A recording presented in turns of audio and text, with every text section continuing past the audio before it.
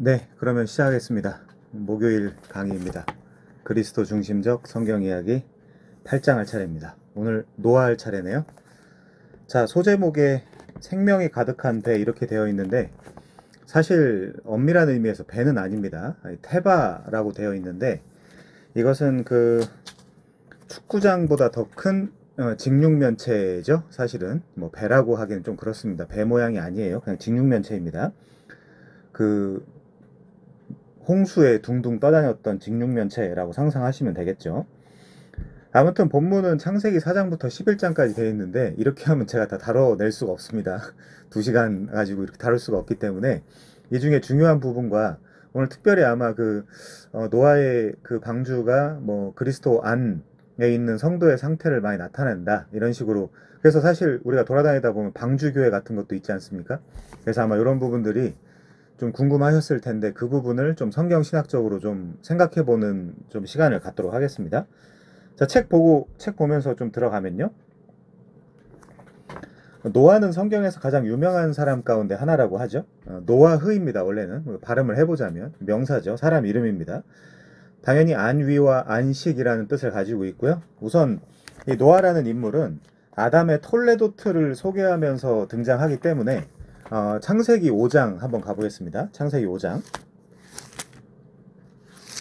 다 다룰 순 없지만 노아의 본문에서 좀 크게 거시적인 이야기들은 좀 해보도록 하겠습니다. 자, 창세기 5장 1절 보시면요. 이것은 아담의 계보를 적은 책이니 톨레도트 셰페르 아담의 족보 책이란 얘기죠. 하나님이 사람을 창조하실 때 하나님의 모양대로 지으시되, 여기 하나님의 모양이라는 표현이 나옵니다. 그러니까 당연히 오늘 창조 명령, 그 창조 언약 때 등장했던 그 창세기 1장 26, 27, 28절이랑 연결해 생각하시면 좋을 것 같고요. 근데 하나님의 모양대로 지으셨다라고 했는데 남자와 여자를 창조하셨고 그들이 창조된 날에 하나님이 그들에게 복을 주시고 그들의 이름을 사람이라 일컬었다라고 이야기하죠. 제가 최근에 이 하나님의 형상 요 부분을 해설하면서 실체적 그리고 관계적 그리고 기능적 요소가 있다라고 말씀드렸는데 요 부분에서는 관계적 요소죠. 왜냐하면 하나님은 삼위 하나님으로 존재하시는데 여기 인간을 남자와 여자로 지으시고 그걸 한 몸 되게 했다. 그래서 이 남자와 여자의 뜻이 같게 했다. 그것이 이제 부부고 그 부부가 확장되면 사실 그게 교회가 되는 거죠. 신약에서는. 거기서 에아드 바사르 한몸 사상이 거기서 나오는 겁니다. 자, 그렇고요. 그렇고 3절에 보시면 아담 나오고요. 근데 6절에 셋, 그리고 9절에 에노스, 12절에 게난, 15절에 마할랄렐, 18절에 야렛, 21절에 에녹, 유명한 에녹이죠. 자, 25절에 무드셀라, 26절에 라멕, 그리고 27절부터는 좀 보겠습니다. 그는 969세를 살고 죽었다. 라멕은 182세에 아들을 낳고 이름을 노아흐라 하여 이르되 여호와께서 땅을 저주하심으로 수고롭게 일하는 우리를 이 아들이 안위하리라 하였더라. 이렇게 나와 있네요. 자, 이렇게 하고 32절까지 볼까요? 그냥 일단 라멕은 노아를 낳은 후 595년을 지내며 자녀들을 낳았으며 그는 777세를 살고 죽었더라. 노아는 500세 된 후에 셈과 함과 야벳을 낳았더라. 자, 이런 숫자에 대한 것도 나중에 따져보도록 하겠지만 우선은 자, 이렇게 노아가 등장을 합니다. 아무튼 노아는 이렇게 성경에서 가장 유명한 사람 가운데 하나로 등장을 하는데 한 5번째 줄 내려가면요. 노아 방주 이야기의 놀라운 점은 노아가 거대한 배를 만들었다거나 그 배에 모든 종류의 동물들이 둘씩 탔기 때문이 아니다 이렇게 이야기하네요. 사실 배가 아니라 방주고요. 제가 계속해서 테바라고 말씀드리고 있습니다. 저희가 화요일날 배우는 그 성경신학 이란 무엇인가라는 책에 나온 부분을 조금만 인용하고 지나갈게요. 한번 기억하시면서 상기하시면 좋겠습니다. 모세는 그 홍수 파트예요. 70페이지입니다. 모세는 또한 청중들이 노아와 모세 자신의 연관성을 잘 알기 원했기 때문에 노아의 방주 테바와 아기 모세를 담아 물에 띄었던 바구니 갈대상자라고 되어 있죠. 한글 성경에 그 테바를 묘사할 때 같은 단어를 사용한다. 히브리어로는 둘 다 같은 단어입니다. 하나는 방주고 하나는 갈대 상자여도요. 방주 안에서 동시대 사람들 모두 죽게 했던 물로부터 구조되었던 노아처럼 모세도 바구니에 담겨 있으므로 동시대 아기들이 빠져 죽었던 물에서 건져졌다. 요 이야기를 이따가 성경을 직접 다루면서 한번 풀어보겠습니다. 창세기 9장에서 방주에서 나와 하나님과 언약 관계에 들어간 노아처럼 모세도 출애굽기 20장부터 24장에서 바구니에서 나와 하나님과 언약 관계에 들어갔다. 그런 유사점이 있다는 거죠. 성경신학적으로. 또한 방주에서 나와 새로운 창조 세계로 들어갔던 노아처럼 모세도 새 창조의 그림자 같은 약속의 땅으로 이스라엘을 이끌었다. 홍수 때와 출애굽 때 모두 하나님은 심판을 통해 자신의 백성을 구원하셨다라고 이야기를 하네요. 그러니까 이 물이라는 거는 사실 성경에서 여러 가지를 비유하고 있긴 하지만 또 저주와 심판, 죄와 사망의 상태를 이야기하고 있기도 합니다. 아무튼요, 지금 우리가 이 노아의 방주 이야기를 살펴볼 건데 그 이야기를 좀 진지하게 하면서 가도록 하겠습니다. 그 6장 14절에 보시면, 창세기 6장 14절에 보시면 그 방주가 나오고요. 출애굽기 2장 3절에 보면 갈대 상자가 나오죠. 갈대 상자. 자, 이제 둘 다 동일한 것은 타르, 즉 역청을 바른다는 그 또 동일성이 있습니다. 그런 거 생각하시면 좋을 것 같고요. 자, 넘어가세요. 노아 방주의 놀라운 점은 어쨌든 거기에 생명체가 탔다는 것이다 라고 할 때 8사람을 하나님께서 선택하십니다. 8사람을. 노아와 나머지 7 가족이죠. 자, 그 다음이에요. 아담은 자기 아내의 이름을 산자의 어머니라 의미하는 하와라고 지었는데 이는 하나님과의 약속과 관계가 있을 가능성이 있다라고 하네요. 가능성이 아니라 사실은 그에 맞는 얘기죠. 창세기 3장 15절에 그 원시복음을 받고 창세기 3장 20절 21절에 그 하와의 이름을 짓습니다. 모든 산자의 어머니라고. 분명히 그 2장 16, 17절에 의해서 그 언약을 파기한 것에 의해서 죽어야 되는데 이 하와의 이름을 모든 산자의 어머니라고 짓는다는 것은 창세기 3장 15절을 둘 다 이해했다. 그리고 믿었다라는 어떤 그런 힌트가 될 수 있겠죠. 자, 넘어가겠습니다. 하나님은 아들을 통해 뱀을 멸하실 것이다. 하나님은 하와의 후손을 통해 죄와 죽음을 되돌리겠다고 약속하셨다. 이 하와의 후손은 당연히 아벨 라인에서 온다라는 거 기억해 주시면 좋을 것 같고요. 자, 이것이 창세기 3장의 내용이었다. 뱀을 멸하신다라고 할 때 요한계시록 12장 9절 그리고 20장 2절에 보면 이 뱀은 그러니까 용이기도 하고요. 그리고 사탄이기도 하고 마귀라고도 그렇게 레퍼런스가 되어 있습니다. 자, 창세기 4장은 아들 곧 가인의 탄생과 두 번째 아들인 아벨의 탄생으로 시작한다 라고 하니까 창세기 4장 1절도 한번 보고 지나갈까요? 아담이 그의 아내 하와와 동침함에 요 부분이 여기 동침했다라고 하는데 요 부분이 히브리어 야다죠. 그 호세아 6장 3절에 보면 여호와를 아는 지식이라는 표현이 나오는데 그거랑 같은 단어입니다. 야다는. 그러니까 이 동침하는 것과 여호와라는 지식, 그 지식이 같은 단어, 알다, 이게 같은 단어이기 때문에 우리가 안다라고 이야기할 때 기노스코, 야다 이렇게 안다라고 이야기할 때는 부부관계에서처럼 친밀한 어떤 그리고 경험적인 지식을 이야기하는 거구나 라고 이해할 수 있겠죠. 아담과 그의 아내 하와가 동침하며 하와가 임신하여 가인을 낳고 이르되 내가 여호와로 말미암아 등남하였다 하니라. 이렇게 자기는 인식을 했다는 거죠. 그러니까 여호와로 말미암아 등남했다라고 인식을 했다는 것은 자기에게서 그 여자의 후손, 자기에게서 메시아가 올 것이라는 걸 이해했다는 얘기죠. 물론 좀 잘못된 믿음이긴 했습니다만은. 그가 또 가인네아와 아벨을 낳았는데 아벨은 양치는 자였고 가인은 농사하는 자였다. 세월이 지난 후에 가인은 땅의 소산으로 제물을 삼아 여호와께 드렸고 아벨은 자기도 양의 첫 새끼와 그 기름으로 드렸더니 여호와께서 아벨과 그의 제물은 받으셨으나 가인과 그 제물은 받지 아니하신지라 가인이 몹시 분하여 안색이 변했다. 이렇게 이야기하네요. 자, 근데 중요한 것은 그겁니다. 제물도 우리가 분명히 생각을 해봐야 되겠지만 여기 그 땅의 소산으로 드렸다라고 할 때 이거 그 레위기에 나오는 제사로 보면 그 소재와 같은 단어기 때문에 이 제사의 그 제물에는 사실상 문제가 없습니다. 근데 우리가 그 히브리서 11장 4절에 보면 아벨과 가인이 무슨 차이가 있죠? 아벨은 믿음으로 제사를 드렸다. 이제 이런 표현이 나옵니다. 그렇지만 가인은 그렇지 않았죠. 자, 그걸 통해서 볼 때 우리가 4절, 5절 보면요. 이거 제물만 따져서는 안 되고요. 아벨과 그의 제물이고요. 4절에는.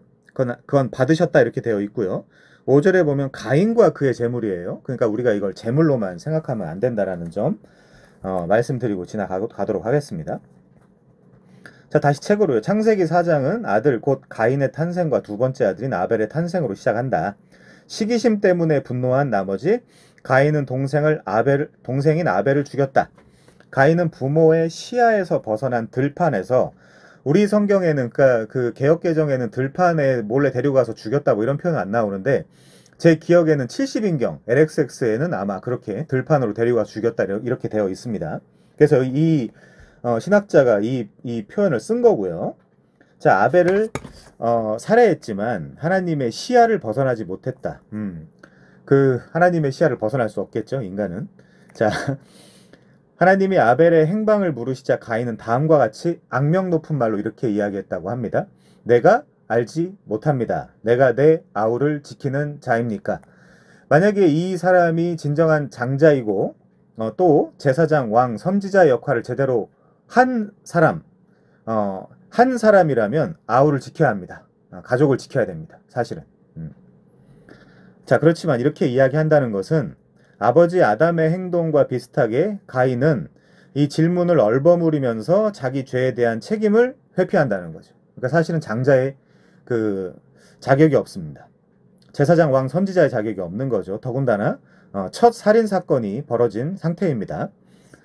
죄가 점점 관영해지겠죠. 창세기 4장부터 그 죄가 관영해지는 것이 노아의 본문으로 연결된다는 것을 생각하셔야 됩니다. 죄가 늘어나요. 인크리즈예요. 인크리즈. 그래서 이 두 아들 가운데 어느 하나가 이 저주를 되돌려 하나님의 백성에게 안식을 회복시켜 줄 수 있을까? 여기 안식이란 표현이 나오잖아요. 이 안식이 히브리어로 하면 안식하다가 누아흐, 거기서 노아흐가 나오고요. 그게 한글 성경에는 노아라고 번역이 되어 있습니다. 그래서 안위, 안식 이런 식으로 생각하시면 돼요. 노아의 이름의 뜻을요. 자, 누가 이 두 아들 가운데 어느 하나가 이 저주를 되돌려 하나님의 백성에게 안식을 회복시켜 줄 수 있을까? 근데 이 아벨 대신 주신 씨인 셋이 등장하죠. 자, 우리 또 한번 창세기 5장 한번 가보겠습니다. 창세기 5장. 5장 가기 전에 4장 25절, 창세기 4장 25절, 아담이 다시 자기 아내와 동침하며, 여기도 역시 아다입니다. 그가 아들을 낳아 그의 이름을 셋이라 하였으니 이는 하나님이 내게 가인이 죽인 아벨 대신에 다른 씨를 주셨다 함이며, 그러니까 굳이 주신다는 거죠. 이렇게 씨를 회복시켜야 돼요. 왜냐하면 이 라인에서 메시아가 오기로 하나님 같은 경우는 창세전에 작정을 하셨습니다. 이 라인에서 와야 돼요. 자, 셋도 아들을 낳고 그의 이름을 에노스라 하였으며 그때 사람들이 비로소 여호와 이름을 불렀더라. 그래서 족보가 이 창세기 5장에서 아담의 계보를 적은 책 셰페르, 톨레도트, 아담, 3절 아담, 6절 셋, 9절 에노스, 대신 아벨 대신 주신 씨죠. 이 에노스가. 셋이요. 6절에 셋이. 자, 그리고 에노스 때 비로소 여호와 이름을 부른 거고요. 12절에 게난, 15절 마할랄레, 18절 야렛, 21절 에녹, 25절 무두셀라, 26절 라멕, 그리고 노아가 등장한다는 거. 이렇게 이제 연결해서 보셔야 된다는 거. 기본적이긴 하지만 다시 한번 말씀드리고 지나가도록 하겠습니다. 자, 이게 안식이 노아라는 개념이라고 했는데요. 창세기 5장 29절에 다시 한번 보시면 그래서 노아가 등장을 하고요. 노아가 안식, 창세기 5장 29절, 이름을 노아라 하여 이르되 여호와께서 땅을 저주하심으로 수고롭게 일하는 우리를 이 아들이 안위하리라. 물론 결론부터 제가 한번 말씀드리고 지나가겠습니다. 이것이 어디까지 연결되냐면요. 어디까지 보실 수 있어야 되냐면 누가복음 2장 한번 가보겠습니다. 누가복음 2장. 신약성경 누가복음 2장. 자, 왜 제가 신약성경 누가복음까지 넘어가냐면 노아는 안식을 줄 수 없어요. 사실은. 잠시 잠깐은 그럴 수 있을지 몰라도 노아는 궁극적이며 영원하며 완전한 안식을 줄 수 없습니다. 자, 누가복음 2장 가볼게요. 이것도 계시사에서 굉장히 중요한 표현이죠. 누가복음 2장 가시면요. 어디서부터 볼까요? 25절 보겠습니다. 25절. 예루살렘에 시므온이라 하는 사람이 있으니, 이 시므온은 시몬이라고 했어요. 시몬이나 시므온이나 뭐 같은 개념이라고 보시면 됩니다. 교회를 상징하는 사람이죠. 예루살렘에 시므온이라 하는 사람이 있으니 이 사람은 의롭고 경건하다. 근데 이스라엘의 위로를 기다리는 자라 이렇게 되어 있네요. 성령이 그 위에 계시더라. 자, 이 위로가 헬라어로 여기 이제 파라클레시스라고 되어 있는데 나함에서 온 단어죠. 그러니까 여기 위로는 위로, 안위, 동정, 위안 이렇게도 번역을 할 수 있습니다. 그럼 이스라엘의 위로를 기다리는 자, 교회, 시므온, 이 누구 기다리고 있는 거예요? 이 문맥 속에서 계시사적 어떤 그런 예언인데 누굴 기다리고 있는 거죠? 당연히 예수 그리스도를 기다리고 있는 겁니다. 노아는 당연히 예수까지 연결이 돼야 되고요. 구속사적으로. 자, 그래서 넘어가서요. 조금만 더 읽어보겠습니다. 그가 주의 그리스도를 보기 전에는 죽지 아니하리라 하는 성령의 지시를 받았으니 성령의 감동으로 성전에 들어가매 마침 부모가 율법의 관례대로 행하고자 하여 그 아기 예수를 데리고 오는지라 시므온이 아이를 안고 하나님을 찬송하여 이르되 주제여 이제 말씀하신 대로 종을 평안히 놓아주시는도다. 아까 25절 기억하시면서 읽으셔야 되겠죠? 내 눈이 주의 구원을 보았으니 이는 만민 앞에 예비하신 것이요 이방을 비추는 빛이요. 우리 최근에 많이 찾아봤었죠? 이사야 42장 6절 49장 6절에 보면 이방을 비추는 빛, 이방의 빛이 되게 하리니 라는 주의 의로운 종, 그 표현 우리가 이제 최근에 봤습니다. 이방을 비추는 빛이요 주의 백성 이스라엘의 영광입니다 하니 그의 부모가 그에 대한 말들을 놀랍게 여기더라. 이렇게 나와 있네요. 자, 그 다음은 최근에 읽었으니까 넘어가도록 하겠습니다. 이게 문맥이 되게 중요합니다. 문맥이. 자, 우리 다시 25절 볼게요. 예루살렘에 시므온이라 하는 사람이 있으니 이 사람은 의롭고 경건하여 이스라엘의 위로를 기다리는 자라 성령이 그 위에 계시더라 라고 할 때 이 주석가들은 이사야 40장을 끌어와서 이 부분을 썼다라고 이야기를 합니다. 이사야 40장 10절 가보겠습니다. 이사야 40장 10절이요. 어떻게 위로를 하시냐? 물론 9절부터 읽으면 좋겠지만 그냥 9절부터 보겠습니다. 아름다운 소식을 시온에 전하는 자여 너는 높은 산에 오르라. 아름다운 소식을 예루살렘에 전하는 자여 너는 힘써 소리를 높이라. 두려워하지 말고 소리를 높여 유다 성읍들에게 이르기를 너희의 하나님을 보게 하라. 자, 10절 중요합니다. 보라 주 여호와께서 장차 강한 자로 임하실 것이요 친히 그의 팔로 다스리실 것이라. 보라 상급이 그에게 있고 보응이 그의 앞에 있으며 그는 오늘 잘 기억하셔야 됩니다. 이 표현. 목자같이 양떼를 먹이시며 어린 양을 그 팔로 모아 품에 안으시며 젖먹이는 암컷들을 온순히 인도하시리로다. 이 표현 여기서 긁어왔다라고 이야기를 합니다. 학자들은. 자, 우선 책으로 갈게요. 오늘 좀 가야 될 길이 멉니다. 자, 아담과 하와의 아이들이 더 많이 태어나고 가인과 그의 아내에게서도 자녀가 태어난 다음 4장은 이런 소망의 어조로 끝난대요. 그때의 사람들이 에노스죠. 비로소 여호와 이름을 불렀더라. 그러나 소망은 오래가지 못한다고 하네요. 이어서 5장에 나오는 족보 목록은 삶이 계속되기는 하지만 죽음의 지배가 어두운 그림자를 드리우고 있음을 상기시킨다.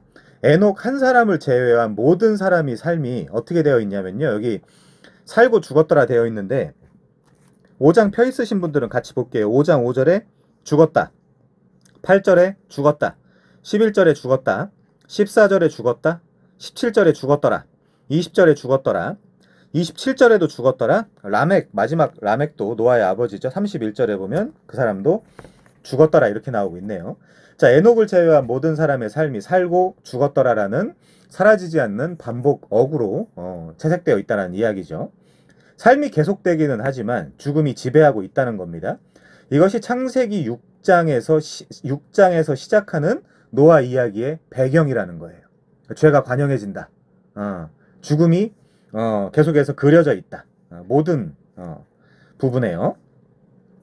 자, 이것이 라멕이 바라는 대로 노아는 바로 밑에 줄에 보면 안위라고 되어 있네요. 노아는 여호와께서 땅을 저주하심으로 수고롭게 일하는 우리를 안위할 것이다 라고 할 때 이 안위는 또 하나만 찾아보겠습니다. 마태복음 11장입니다. 28절. 잘 아시는 구절이죠. 마태복음 11장 28절. 수고하고 무거운 짐진 자들아 다 내게로 오라. 내가 너희를 쉬게 하리라. 나는 마음이 온유하고 겸손하니 나의 멍에를 메고 내게 배우라. 그리하면 너희 마음이 쉼을 얻으리니 이는 내 멍에는 쉽고 내 짐은 가벼움이라. 까지 연결하셔야 됩니다. 노아에서 끝나면 우리 아무 의미 없어요. 노아도 실수하는 모습들을 볼 수 있죠. 자, 그 다음 내러티브 보겠습니다. 내려다보기. 심판과 은혜가 넘치는 이야기. 자, 창세기 6장이 시작되면 우리는 온갖 것의 뒤범벅을 발견한다고 하죠. 온갖 것의 뒤범벅. 창세기 6장도 한번 가보겠습니다. 짧게 보고 넘어갈게요. 창세기 6장. 여기서 심각해지는 것은 이겁니다. 사람이 땅 위에 번성하기 시작할 때 그들에게서 딸들이 나니 하나님의 아들들이 사람의 딸들의 아름다움을 보고 자기들이 좋아하는 모든 여자를 아내로 삼은지라. 여호와께서 이르시되 나의 영이 영원히 사람과 함께 있지 아니하리니 이는 그들이 바사르 육신이 됨이라. 이게 이제 신약으로 넘어오면 그 사륵스 육체 이게 되는 거죠. 그러나 그들의 날은 120년이 되리라 하시니라. 당시의 땅에는 네피림이 있었고 그 후에도 하나님의 아들들이 사람의 딸들에게로 들어와 자식을 낳았으니 그들은 용사라 고대의 명성 있는 사람들이었더라. 성적 범죄를 이야기하는 겁니다. 너무 깊게 생각하실 필요 없어요. 그래서 5절 보시면 여호와께서 사람의 죄악이 세상에 가득함과 그의 마음으로 생각하는 모든 계획이 항상 악할 뿐임을 보시고, 때때로 악한 게 아닙니다. 항상 악할 뿐임을 보시고 땅 위에 사람 지으셨음을 한탄하사 마음에 근심하시고 이르시되 내가 창조한 사람을 내가 지면에서 쓸어버리되 사람으로부터 가축과 기는 것과 공중의 새까지 그리하리니 이는 내가 그것들을 지었음을 한탄함이라. 이렇게 되어 있네요. 물론 한탄한다는 거 이따 설명하겠지만 신인 동영론적 표현입니다. 자, 아무튼 창세기 6장이 시작되면 우리는 온갖 것의 뒤범벅을 발견한다. 인간은 하나님이 명령하신 대로 계속 번성하기는 하지만 상황은 좋지 않다. 하나님이 노아와 언약을 맺으시는 이 이야기는 타락한 인류가 번성하고 땅에 충만하기 시작할 때 일어나는 일에 대한 이야기를 우리한테 들려준다. 그러니까 이거예요. 쉽게 이야기하면 아담과 하와도 죄 있는 상태로 생명나무에 접근하면 안 되었듯이, 그렇죠? 죄 있는 상태로 생명나무에 접근해서 죄 있는 상태로 영생하면 안 될 거 아닙니까? 그렇죠? 자, 그랑 마찬가지로 인류도 자꾸 죄 있는 상태로 생육하고 번성하면 안 됩니다. 하나님 입장에서. 그래서 한번 커트 끊어주실 필요가 있는 거예요. 자, 125페이지입니다. 그래서 인간이 번성함에 따라 인간의 죄와 악도 번성한 거죠. 자, 이 소식은 전 인류가 말기암에 걸렸다는 것과 비슷하다. 우리에게 문제가 있다는 것을 이미 알고 있었지만 이제 우리는 그 문제가 우리 안에 깊숙이 있으며 보편적이라는 것을 알게 된다. 그러니까 사실은 우리가 기독교인들이긴 하지만 기독교인들 중에도 실제 자기의 죄에 대해서 그렇게 진지하게 생각하지 않는 사람들이 꽤 있거든요. 그냥 뭐 교회를 들락거리면 뭐 그냥 구원을 받는다거나 하는 뭔가 이런 구원에 대해서, 자기 상태에 대해서, 예수 그리스도의 속죄의 완전성에 대해서 이런 아주 중요한 그런 요소들에 대해서 우리가 진지하게 생각해보지 않는 사람들이 생각보다 많거든요. 자, 아담의 처음 죄가 아벨의 살해로 이어졌으며 이제는 바로 그 악이 모든 인류의 안에 존속하고 건재한다. 그래서 죄가 관영해진다라는 표현이 창세기 6장에 나오는 거죠. 자, 넘어가세요. 다음 줄. 노아의 방주 이야기는 아이들을 즐겁게 해주는 다정한 동물들에 대한 위로되는 이야기가 아니라는 거죠. 사실상 심각한 이야기라는 거죠. 그러니까 이들의 상태에서 우리도 마찬가지인데, 이들이나 우리나 사실은 마찬가지인데, 우리에게도 어떤 솔루션, 그 해결책이 있어야 된다는 거예요. 그걸 물어보는 거고요, 성경은. 너 그 해결책 있어? 너 그 해결책 가지고 있는 거야? 라고 계속해서 물어보는 거죠. 다음 단락입니다. 하나님의 공의와 거룩하심을 감안할 때 우리의 죄에 대한 하나님의 대응에 대해 알게 된 정말 놀라운 점은 아주 오랜 시간이 걸렸다는 것이다. 하나님은 이렇게 선언하신다. 내가 창조한 사람을 내가 지면에서 쓸어버리되 사람으로부터 가축과 기는 것과 공줄의 새까지 그리하리니 이는 내가 그것들을 지었음을 한탄함이니라. 요게 personified, 의인화했다는 거예요. 하나님을. 왜 의인화하셨냐? 베이비 토킹. 예를 들면 우리가 아이한테 어떤 이야기를 할 때도 지금 하고 있는 강의를 유치부에서 그대로 할 수는 없겠죠. 어려운 언어들과 어려운 내용들이 많으니까요. 그래서 베이비 토킹, 아이들한테 할 때는 아이들의 수준에 맞춰서 이야기해야 하듯이 하나님이 안스로포모르피즘이라고 하거든요. 안스로포스, 인간, 모르페, 모형, 인간의 모형 형태로 아커머데이션, 아커머다치오, 내려오셔서 우리한테 조정해 주시고 적응해 주신다라는 표현이에요. 그러니까 하나님이 우리처럼 숨쉬고 하나님이 우리처럼 드시고 하나님이 우리와 같은 한국어로 대화하시고 들으시고 이렇게 하시지 않으실 거 아닙니까? 그러니까 인간이 이해하기 좋게 야 이렇게 하면 하나님이 한탄하시는 거야 라는 걸 통해서 우리한테 하나님의 뜻과 마음을 전달해 주시기 위한 문학 기법이라는 거죠. 자, 그런 한탄함 그렇게 생각하시면 될 것 같습니다. 그래서 하나님은 홍수를 통해 이 일을 행하실 것이라고 말씀하시며 노아와 그 가족만이 살아남을 것이다. 왜냐하면 그러니까 그 가족만이 살아남는다라는 건 분명한 일렉션 개념이 있는 거예요. 그리고 바로 뒤에 나오지만 그 일렉션은 언컨디셔널 일렉션입니다. 왜죠? 노아는 여호와께 은혜를 입었기 때문이다. 그러나 노아는 여호와께 은혜를 입었다. 이렇게 나오거든요. 본문이. 자, 중요한 얘기 아니니까 제일 밑에서 두 번째 줄로 가면요.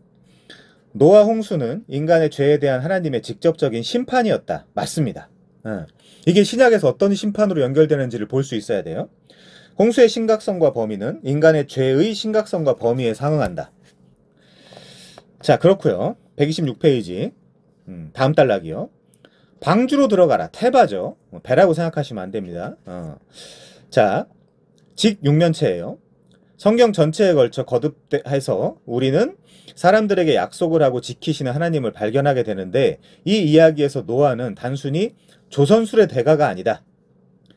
우리는 노아가 의인, 그러니까 제데카 이쉬, 의인, 의로운 사람으로 하나님과 동행하였으며 할라크죠.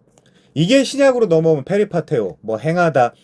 신약에서 행하다라고 번역된 부분은 다 페리파테오거든요. 그러니까 걷는다는 의미, 산다는 의미가 있습니다. 사실은 행한다라는 의미의 페리파테오에.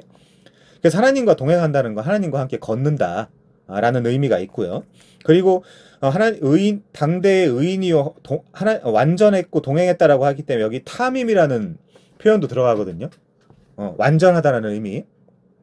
그게 이제 우리가 우림과 둠밈 이야기할 때 뭐 빛과 완전 뭐 이렇게 이런 이야기 많이 하잖아요. 그 둠밈이 타밈입니다. 우림과 둠밈 그게. 아무튼 그래서 이 노아는 의인으로 하나님과 동행했다. 그런데 하나님께 은혜를 입었다라는 말을 듣죠. 이게 중요합니다. 은혜를 입었기 때문에 의인이고 동행하는 거고 완전한 거예요. 성경은 그렇습니다. 자, 노아는 자기 세대의 다른 사람들과 달랐다. 사실은 이렇게 접근하면 안 됩니다. 이렇게만 접근하면 안 됩니다. 결과적으로는 달랐는지 모르지만 사실 그 조상인 아담으로부터 그 원죄를 이어받은 건 다 똑같았죠. 자, 하나님은 노아에게 심판을 선언하셨다라고 이야기를 하네요. 심판을 선언하셨다. 요것도 제임스 해밀턴의 그 책 성경신학이란 무엇인가 홍수 파트 70페이지부터 72페이지까지 쭉 읽어보시면 하나님은 노아에게 심판을 선언하셨다는 얘기 포괄적으로 아실 수 있습니다. 오늘은 제가 시간이 없어서요. 이따 성경을 좀 다루려면. 자, 하나님은 노아에게 심판을 선언하시지만 은혜로 노아에게 구원이 되는 방식으로 하신다라고 이야기를 하네요. 자, 창세기 6장 17, 18절 보면요. 내가 홍수를 땅에 일으켜 무릇 생명의 기운이 있는 모든 육체를 천하에서 멸절하리니 땅에 있는 것들이 다 죽으리라. 그러나 너와 내가 내 언약을 세우리니. 이거 메리트 쿰 이거거든요. 쿰? 달리다굼 들어보셨어요? 달리다굼? 뭐 그런 옛날 그 찬양도 있는데 그것도 소녀야 일어나라잖아요. 언약을 세운다. 이것도 메리트 쿰입니다. 쿰, 달리다, 굼 이렇게 이해하시면 돼요. 자, 내가 내 언약을 세우리니 너는 내 아들들과 내 아내와 내 며느리와 함께 그 방주로 들어가고. 방주로 들어간다. 우리도 신약에서 어떻게 표현되어 있죠? 엔 크리스토스, 그리스도 안에 이런 표현들이 되어 있잖아요. 이런 걸 연결해서 생각하실 수 있어야 됩니다. 구약에서 그러니까 노아 시대 때 방주로 들어간다는 건 신약 시대 때 그리스도 안으로 들어간다라는 어떤 그런 개념과 방불 하구나. n을 써도 되고 그 때에 따라서 어떤 뒤에 목적어가 나오면 사실 그 헬라어 문법에서는 에이스를 써도 되거든요. 에이스를 써도 됩니다. 자, 아무튼 이 단락의 중간에는 중요한 단어가 들어있는데 알아차렸는가? 바로 그러나라는 단어다. 그러나 노아는 은혜를 입었더라. 자, 가서 보겠습니다. 창세기 6장. 요걸 놓치면 우리는 또 주일학교나 이런 데 가가지고 노아를 높이기 시작해요. 노아는 달랐어. 노아는 의인이었고 하나님과 동행했어. 이렇게 높이기 시작합니다. 그럼 이제 개혁파가 아니에요. 그렇게 되면. 자, 창세기 6장 8절입니다. 그러나 노아는 여호와께 은혜를 입었더라. 그 바로 5절부터 쭉 읽어 내려오신다면 이 그러나가 더 확실하게 이해가 되겠죠. 자, 그러나 노아는 여호와께 은혜를 입었더라. 이것이 노아의 족본이라. 노아는 의인이요 당대의 완전한 자라. 그 이유를 생각하셔야 돼요. 그 이유가 8절 그러나에 있다는 겁니다. 그는 하나님과 동행하였으며 이렇게 되어 있죠. 자, 이 그러나의 위대성 하나만 보고 지나가겠습니다. 예레미야 16장입니다. 예레미야 16장. 성경에는 그러나가 위대한 접속사로 쓰일 때가 상당히 많거든요. 예레미야 16장 가보겠습니다. 10절. 10절부터 보면 시간이 없으니까요. 13절부터 보겠습니다. 내가 너희를 이 땅에서 쫓아내어 너희와 너희 조상들이 알지 못하던 땅에 이르게 할 것이라. 바벨론 포로죠. 너희가 거기서 주야로 다른 신들을 섬기리니 이는 내가 너희에게 은혜를 베풀지 아니함이라 하셨다 하라. 14절이요. 이게 중요하겠죠. 여호와의 말씀이니라. 그러나 보라 날이 이르리니 다시는 이스라엘 자손을 애굽 땅에서 인도하여 내신 여호와께서 살아계심을 두고 맹세하지 아니하고 이스라엘 자손을 북방 땅과 그 쫓겨났던 모든 나라에서 인도하여 내신 여호와께서 살아계심을 두고 맹세하리라. 내가 그들의 조상들에게 준 그들의 땅으로 인도하여 드릴 거야. 여기서도 중요한 게 뭐죠? 그러나예요. 그러나. 자, 우리 예레미야 31장도 한번 볼까요? 예레미야 31장 보면 그게 새 언약인데 새 언약에도 아주 기가 막힌 표현이 나오죠. 예레미야 31장 31절. 여호와의 말씀이니라. 보라 날이 이르리니 내가 이스라엘 집과 유다 집에 새 언약을 맺으리라. 이 언약은 내가 그들의 조상들의 손을 잡고 애굽 땅에서 인도하여 내던 날에 맺은 것과 같지 아니할 것은 시내산 언약이죠. 구약입니다. 이게. 내가 그들의 남편이 되었어도 그들이 내 언약을 깨뜨렸음이라. 여호와의 말씀이니라. 33절. 그러나 그날 후에 내가 이스라엘 집과 맺을 언약은 이러하니. 새 언약으로 넘어가는 거죠. 다 읽지 않겠습니다. 이거 새 언약 뒤에 또 나오니까 그때 또 진지하게 한번 따져보도록 하겠습니다. 자, 신약에도 하나 있어요. 로마서 3장 가시면요. 로마서 3장. 물론 개역개정엔 삭제되어 있는 접속사입니다. 로마서 3장 19절이요. 우리가 알거니와 율법이 말하는 바는 율법 아래 있는 자들에게 말하는 것이니. 여러분 율법 아래 있지 않죠? 은혜 아래 있죠? 요거 잘 구분하시면 좋겠습니다. 율법이 말하는 바는 여러분에게 말씀하시는 거 아닙니다. 율법 아래 있는 자들에게 말하는 것이니 이는 모든 입을 막고 온 세상으로 하나님의 심판을 읽게 하려 함이라. 그러므로 율법의 행위로 그의 앞에 의롭다 하심을 얻을 육체가 없나니 율법으로는 죄를 깨달음이니라. 21절 눈이 돼. 그러나가 들어가요. 여기. 한글 성경에는 없지만 여기 그러나가 들어갑니다. 네. 그러나 이제는 이렇게 읽으셔야 정확해요. 그러나 이제는 율법 외에 하나님의 한 의가 나타났으니 율법과 선지자들에게 증거를 받은 것이라. 곧 예수 그리스도를 믿음으로 말미암아 모든 믿는 자에게 미치는 의니 차별이 없느니라. 모든 사람이 죄를 범하였으며 하나님의 영광에 이르지 못하더니 그리스도 예수 안에 있는 속량으로 말미암아 하나님의 은혜로 값없이 의롭다 하심을 얻은 자 되었느니라. 이렇게 그러나 라는 접속사. 자, 126페이지입니다. 밑에서 두 번째 단락. 자, 이 모든 것이 죽음을 맞게 되어 있지만 그러나 노아는 살 것이다. 세상은 심판을 받지만 그러나 하나님은 노아와 언약을 세우실 것이며 베리투쿰 언약을 세우실 것이며 이는 세상에게 생명을 의미하게 될 것이다. 노아의 온 가족은 노아와 함께함으로 동물들을 비롯해 인류를 유지하고 동물의 생존을 보장하리라는 초대를 받는다는 거죠. 그 초대는 unconditional election입니다. 네. 자, 노아는 모든 일에 하나님께 순종했다라고 그러죠. 그게 6장 22절에 보면 준행했다라는 의미입니다. 자, 이것도 하나님의 은혜로 할 수 있었던 거예요. 노아가 배에 짐을 싣고 비가 내리자 여호와께서 그를 들여보내고 문을 닫으셨다. 이 들여보내고 잘 기억해 주시면 좋겠고요. 물이 땅을 완전히 덮어 높은 산들까지도 잠겼다. 모든 생물이 죽었으며 오직 노아와 그와 함께 방주에, 그러니까 테바에 있던 자들만 남았다. 테바. 여러 달 후 물이 줄어든 다음에 하나님의 명령에 따라 노아와 동승자들은 방주를 떠났다. 말로 표현할 수 없는 대량 살상이었다. 인간의 죄는 땅만큼 넓어진 바다의 무게에 짓밟힌다.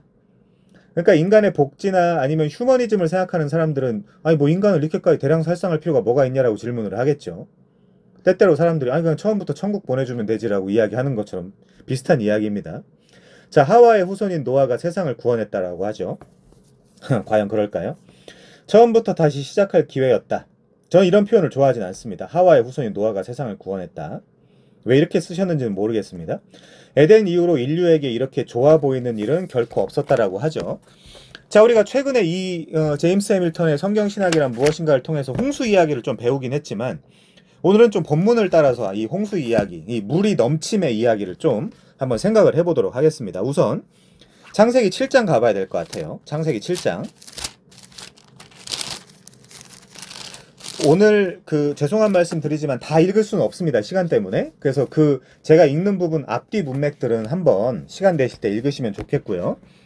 창세기 7장 9절부터 보겠습니다. 앞부분은 보세요. 1절부터는. 9절. 하나님이 노아에게 명하신 대로 암수 둘씩 노아에게 나와 방주에게로 들어갔다. 15절 볼까요? 15절. 무릇 생명의 기운이 있는 육체가 둘씩 노아에게 나와 방주로 들어갔으니 들어간 것들은 모든 것의 암수라. 제사 지내는 건 아니었죠. 하나님이 그에게 명령하신 대로 들어가매 여호와께서 그를 들여보내고 문을 닫으셨다. 홍수가 땅에 40일 동안 계속되었다. 물이 많아져 방주가 땅에서 떠올랐고, 그러니까 이제 방주가 심판을 대신 받는 꼴이 되는 거예요. 물 위에서. 그 심판에 죄와 사망의 홍수 위에서 둥둥 떠다니는 모양이죠. 물이 더 많아져 땅이 넘침에 방주가 물 위에 떠다녔으며 물이 땅에 더욱 넘침에, 여기서 뭘 기억하셔야 되냐면 예수님께서도 십자가에서 고통당하실 때 내가 받을 세례에 대해서 아느냐 이렇게 표현하셨다는 거 아셔야 돼요. 세례는 물의 넘침입니다. 사실은 밥티조라는 단어 자체가. 자, 물이 땅에 더욱 넘침에 천하의 높은 산들이 다 잠겼다. 자, 이거 중간중간 한번 읽어보시고 23절. 지면의 모든 생물을 쓸어버리시니 곧 사람과 가축과 기는 것과 공중의 새까지라. 이들은 땅에서 쓸어버림을 당하였으되 오직 노아와 그와 함께 방주에 있던 자들만 남았더라. 총 몇 명이에요? 8명이죠. 자, 요 본문 이해한 상태에서 이게 성경신학적으로 이 물이 어떻게 좀 연결이 되는지 한번 생각을 해보겠습니다. 우리 출애굽기 2장도 한번 가볼까요? 출애굽기 2장.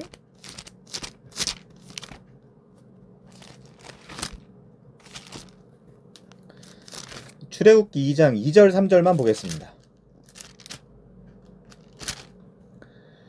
그 여자가 1절도 보죠. 그냥 레위 가족 중 한 사람이 가서 레위 여자에게 장가들어 그 여자가 임신하여 아들을 낳으니 그가 잘생긴 것을 보고 석 달 동안 그를 숨겼으나 더 숨길 수 없게 되매 그를 위하여 갈대 상자, 요게 테바입니다. 갈대 상자를 가져다가 역청과 나무진을 칠하고, 노아의 방주도 역청 칠한다는 거 잊지 마시고요. 아이를 거기에 담아 나일강가 갈대 사이에 두고 그의 누이가 어떻게 되는지 알려고 멀리 섰더니 바로의 딸이 목욕하러 나일강으로 내려오고 시녀들은 나일강가를 거닐 때에 그가 갈대 사이에 상자를 보고 시녀를 보내어 가져다가 열고 그 아기를 보니 아기가 우는지라 그가 그를 불쌍히 여겨 이르되 이는 히브리 사람의 아기로다. 이렇게 나오네요. 자, 그래서 10절이요. 그 아기가 자라매 바로의 딸에게로 데려가니 그가 그의 아들이 되니라. 그가 그의 이름을 모세라 이르되 이는 내가 그를 물에서 건져내었다. 이런 표현이 나오죠. 물에서 건져내었다. 그러니까 이 바로의 폭주 때문에 사실 이 모세도 죽었어야 하는 운명에 처해 있었지만 이 갈대상자 테바에 의해서 살아났다는 거죠. 자, 그렇게 읽어주시면 좋겠고요. 그 다음에 이게 어떻게 또 확대되는지 한번 보겠습니다. 출애굽기 14장입니다. 출애굽기 14장. 이들의 현실을 보셔야 돼요. 출애굽기 14장. 자, 이번에 홍해 사건입니다.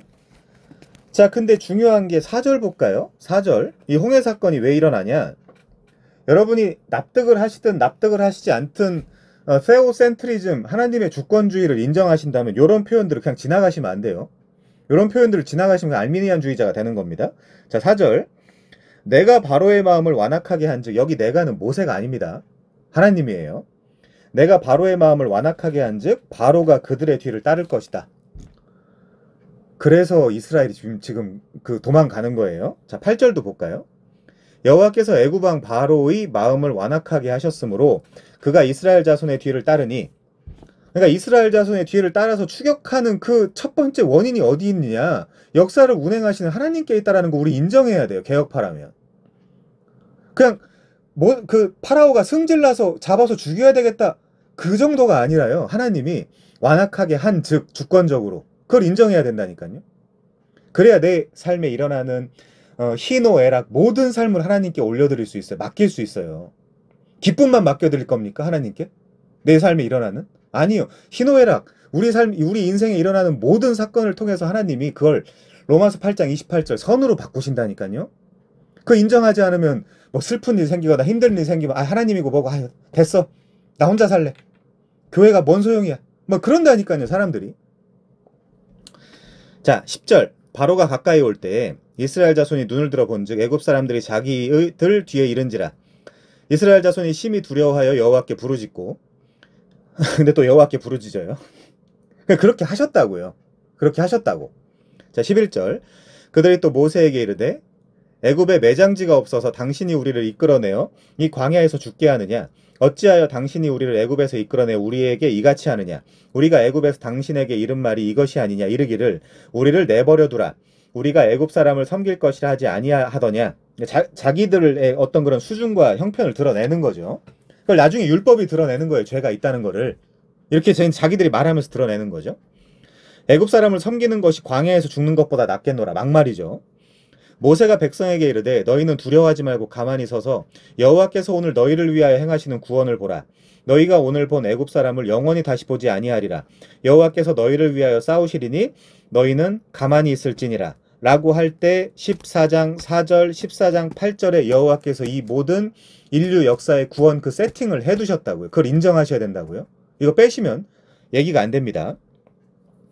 자, 여호와께서 모세에게 이르시되 너는 어찌하여 내게 부르짖느냐?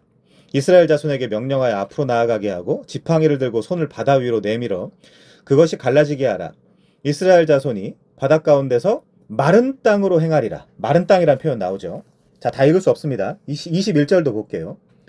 모세가 바다 위로 손을 내밀매 여호와께서 큰 동풍이 밤새도록 바닷물을 물러가게 하시니 물이 갈라져 또 바다가 마른 땅이 된지라. 이스라엘 자손이 바닷 가운데를 육지로 걸어가고 물은 그들의 좌우에 벽이 되니. 그냥 걸어가는데 여기도 벽, 왼쪽에도 벽, 오른쪽에도 벽이 된 거예요. 그렇게 홍해가 이렇게 갈라진 거죠. 자, 23절부터는 좀 중요합니다. 애굽 사람들과 바로의 말들, 병거들과 그 마병들이 다 그들의 뒤를 추격하여 바닷 가운데로 들어오는지라. 새벽에 여호와께서 불과 구름 기둥 가운데서 애굽 군대를 보시고 애굽 군대를 어지럽게 하시며 이 어지럽게 한 것도 여호와예요.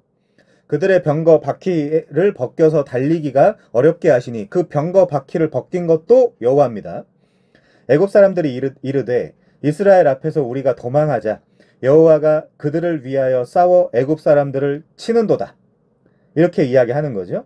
여호와께서 모세에게 이르시되 네 손을 바다 위로 내밀어 물이 애굽 사람들과 그들의 병거들과 마병들 위에 다시 흐르게 하라 하시니 모세가 곧 손을 바다 위에 내밀매 새벽이 되어 바다의 힘이 회복된지라. 애굽 사람들이 물을 거슬러 도망하나 여호와께서 애굽 사람들을 바닷 가운데 엎으시니 물이 다시 흘러 병거들과 기병들을 덮되 그들의 뒤를 따라 바다에 들어간 바로의 군대를 다 덮으니 하나도 남지 않았다 라고 이야기하네요.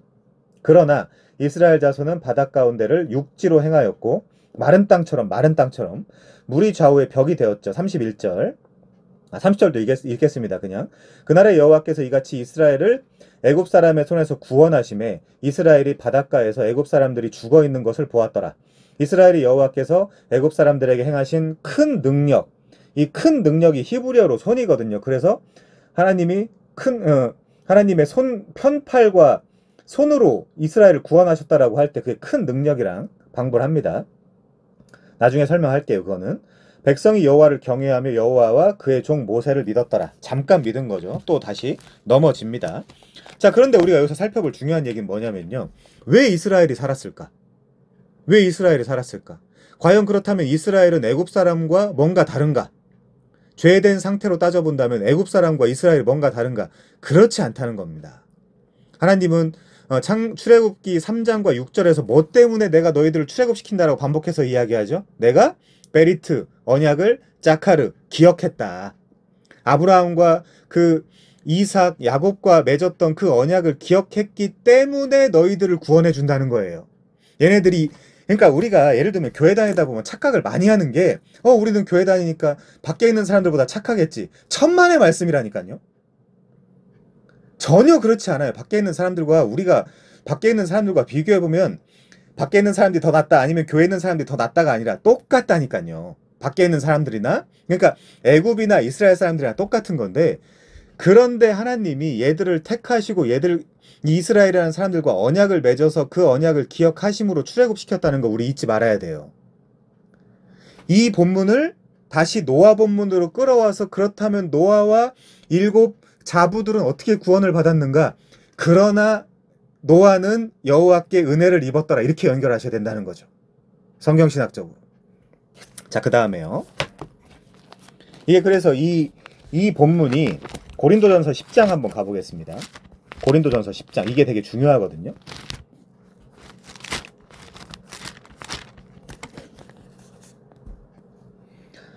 형제들아 나는 너희가 알지 못하기를 원하지 아니하노니 우리 조상들이 다 구름 아래 있고 바다 가운데로 지나며 모세에게 속하여 다 구름과 바다에서 세례를 받았다 그러죠.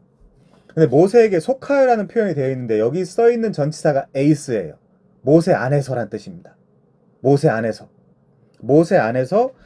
구름과 바다에서 세례를 받고 이제 이렇게 우리가 읽을 수 있겠죠.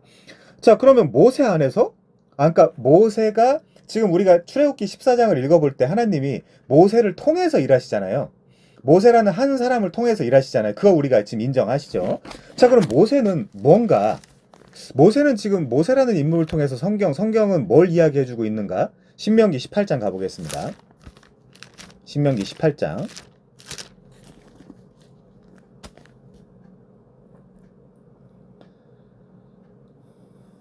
15절입니다. 네 하나님 여호와께서 너희 가운데 네 형제 중에서 너희를 위하여 나와 같은 선지자 하나를 일으키시리니 너희는 그의 말을 들을지니라. 물론 이거 우리 알죠. 예수님을 이야기하는 예언이라는 거. 그렇지만 여기서 또 오늘 그 강의에서 중요한 포인트는 뭐냐면요. 나와 같은이에요. 나와 같은. 그럼 이 말을 한 화자는 누구냐면 지금 모세거든요. 그러니까 지금 모세가 이스라엘에게 했던 그 역할을 할 선지자를 보내준다는 이야기거든요. 자, 18절도 보겠습니다. 신명기 18장 18절. 내가 그들의 형제 중에서 너와 같은 선지자 하나를 그들을 위하여 일으키고 내 말을 그 입에 두리니 내가 그에게 명령하는 것을 그가 무리에게 다 말할지니라. 지금 모세가 그 역할을 한 거예요. 홍해에서도 했고요. 계속해서 시내산에 올라가서도 하나님의 말씀을 대신 이스라엘 백성들에게 전하기도 했고요. 그래서 우리가 중재자라는 표현을 쓰기로 했잖아요. 중보자가 아니라 중재자, 메시테스. 그 표현을 쓰기로 했었죠. 그래서 자, 그러면 이 표현이 우린 여기서 멈추면 안 되고 신약의 사람들이니까 요한복음 6장 14절도 한번 가보겠습니다. 요한복음 6장 14절입니다. 이게 제가 그냥 지어내는 이야기가 아니고요. 요한복음 6장 14절 가시면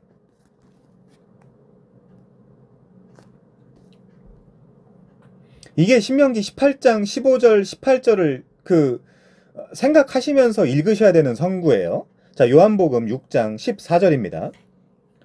요한복음 6장 14절. 그 사람들이 예수께서 행하신 이 표적을 보고 말하되, 자, 그 당시 사람들은 다 알았다는 거예요. 뭐라고요? 이는 참으로 세상에 오실 그 선지자라 하더라. 그 선지자가 뭐냐? 신명기 18장 15절, 신명기 18장 18절에 있던 그 선지자. 그렇지만 그 선지자는 누구예요? 나와 같은 그 선지자 하나를 보낸다 그러잖아요. 그럼 나와 같은 누구예요? 모세와 같은 모세의 역할. 그래서 홍해에서 세례를 받을 때 모세 안에서 그렇게 받았다라는 얘기죠. 자, 그 다음에 우리 여호수아 4장 한번 가보겠습니다. 여호수아 4장.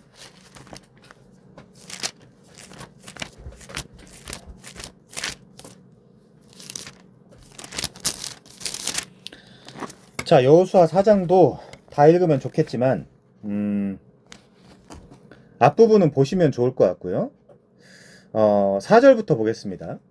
여호수아가 이스라엘 자손 중에서 각 지파에 한 사람씩 준비한 그 12사람을 불러 그들에게 이르되 요단 가운데로 들어가. 아까는 홍해, 지금은 요단. 이게 실제 가나안 땅에 들어가는 거죠. 홍해 건너는 거는 애굽에서 나올 때 그 건너는 거고요. 너희 하나님 여호와의 궤 앞으로 가서, 자, 이 궤가 또 뭘 의미하는지 생각을 해봐야 되겠죠. 하나님의 임재를 의미합니다. 이스라엘 자손들의 지파 수대로 각기 돌 한 개씩을 가져다가 어깨에 매라. 그럼 이 궤 없으면 어떻게 될까, 이들이? 그걸 생각해야 되겠죠. 이것이 너희 중에 표징이 되리라. 오트. 후일에 너희의 자손들이 물어 이르되 이 돌들이 무슨 뜻이냐 하거든 그들에게 이르기를 요단 물이 여호와의 언약궤 앞에서 끊어졌나니 홍해처럼 갈라졌다. 끊어졌다. 왜요 근데?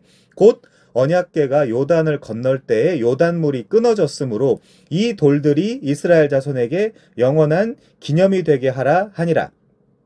이스라엘 자손들이 여호수아가 명령한 대로 행하되 여호와께서 여호수아에게 이르신 대로 이스라엘 자손들의 지파의 수를 따라 요단 가운데에서 돌 12를 택하여 자기들의 유숙할 곳으로 가져다가 거기에 두었더라. 여호수아가 또 요단 가운데 언약궤를 맨 제사장의 발이 선 곳에 돌 12를 세웠나니 오늘까지 거기에 있더라. 자, 10절부터 중요합니다. 중요한 표현이 나와요. 히브리죠. 말하자면 아바르죠. 또 여호와께서 여호수아에게 명령하사 백성에게 말하게 하신 일, 곧 모세가 여호수아에게 명령한 일이 다 마치기까지 궤를 맨 제사장들이, 궤가 뭘 상징하나 봐야 돼. 하나님의 임재. 요단 가운데 서 있고 백성은 속히 건넜으며 11절도 건넜으며 12절도 건넜으며 18절이요. 여호와의 언약궤를 맨 제사장들이 요단 가운데 나오며 그 발바닥으로 육지를 밟는 동시에 요단물이 본 곳으로 도로 흘러서 전과 같이 언덕에 넘쳤더라. 이렇게 나오는 거죠. 근데 22절에 또 중요한 표현이 나옵니다. 너희는 너희의 자손들에게 알게 하여 이르기를 이스라엘이 마른 땅을 밟고 이 요단을 건넜음이라. 너희의 하나님 여호와께서 요단물을 너희 앞에서 마르게 하사 마치 홍해처럼 너희를 건너게 하신 것이 너희 하나님 여호와께서 우리 앞에 홍해를 말리시고 우리를 건너게 하신과 같았나니 이는 땅의 모든 백성에게 여호와의 손이 능력이죠. 아까 봤죠. 강하신 것을 알게 하며 너희가 너희 하나님 여호와를 항상 경외하게 하려 하심이라 하라. 그러니까 우리가 지금 노아의 홍수를 보고 있지만 노아의 홍수가 이 모세가 개인적으로 경험했던 그 갈대상자, 그리고 갈대상자에서 사실 그 갈대상자 경험하기 전에도 모세도 죽었어야 되는데 그 죽었어야 하는 자의 대표로 살아났고요. 그 살아난 자의 대표로 나와 같은 선지자라는 표현을 하는 걸 볼 때 이 이스라엘의 인도자였고요. 이 인도자가 홍해에서 마른 땅처럼 건넜고 마른 땅처럼 건너게 한 그 일들 그 일들이 이후에 또 가나안 땅에 들어갈 때 그 요단강을 건널 때 지금 홍해랑 연결시키고 있잖아요. 성경을 기록한 성경 기록자가 여호수아를 기록한 사람이. 그래서 우리가 자 화요일 날은 성경신학이란 무엇인가 의 기초를 배우고 있고 여기서는 언약을 배우고 있지만 이런 관점으로 성경을 보지 않으면 뚝뚝 끊겨요. 디스크 조각 모음을 해야 된다니까요. 조각조각 우리 성경 지식이 신앙생활을 오래 했어도 조각조각 성경 지식이 나 있어요. 여기 좀 나 있고 저기 좀 나 있고 그거를 통합하셔야 돼요. 통합하셔야 돼요. 자, 그 다음에 요나서도 한번 가보겠습니다. 요나서에서도 비슷한 이야기가 나오죠.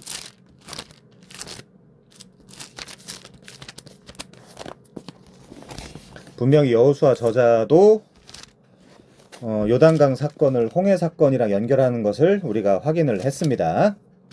자, 그 다음에 요나서 1장 보겠습니다. 요나서 1장.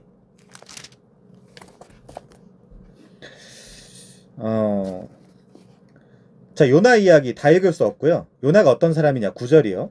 나는 히브리 사람이요 바다와 육지를 지으신 하늘의 하나님 여호와를 경외하는 자인데 배 밑바닥 5절에 보면 배 밑바닥에 내려가서 누워서 자고 있죠. 자, 요나가 곧 그리스도는 아닙니다. 근데 그리스도가 하신 일 중에 요나가 미리 보여주기를 한 부분이 있어요. 그 증거가 뭐냐? 훗날 예수님께서 마태복음 16장 4절에서 나는 요나의 표적 외에는 보일 표적이 없다라는 말씀을 하시죠. 그래서 요나 본문이 중요한 건데 자, 11절부터 보겠습니다. 바다가 점점 흉흉한지라 무리가 그에게 이르되 우리가 너를 어떻게 하여야 바다가 우리를 위하여 잔잔하겠느냐. 이게 다 계시사적 어떤 의미가 있는 거죠. 그가 대답하되 나를 들어 바다에 던지라. 그러니까 대신 그리하면 바다가 너희를 위하여 잔잔하리라. 너희가 이 큰 폭풍을 만난 것은 나 때문인 줄을 내가 아노라 하니라. 요나 즉 예수님이 아닙니다. 요나의 어떤 일 중에 예수님이 하신 일이 비슷한 점이 있다는 거죠. 그러나 그 사람들이 힘써 노를 저어 배를 육지로 돌리고자 하다가 바다가 그들을 향하여 점점 더 흉용함으로 능히 못한지라. 요 표현이 또 그 예수님의 제자들이 또 갈릴리 바다에서 디베랴에서 이 일들을 하죠. 무리가 여호와께 부르짖어 이르되 여호와여 구하고 구하노니 이 사람의 생명 때문에 우리를 멸망시키지 마옵소서. 무죄한 피를 우리에게 돌리지 마옵소서. 주 여호와께서는 주의 뜻대로 행하심이다 하고 요나를 들어 바다에 던짐에 바다가 뛰노는 것을 곧 그친지라. 그 사람들이 여호와를 크게 두려워하여 여호와께 제물을 드리고 서원을 하였더라. 자, 17절 중요합니다. 여호와께서 이미 큰 물고기를 예비하사 또 예비를 하셨어요. 요나를 삼키게 하셨으므로 요나가 밤낮 3일을 물고기 뱃속에 있으니라. 요 밤낮 3일. 요것 때문에 예수님이 자 우선 잡아놓고 요나서 잡아놓고요. 마태복음 16장 4절 가보겠습니다.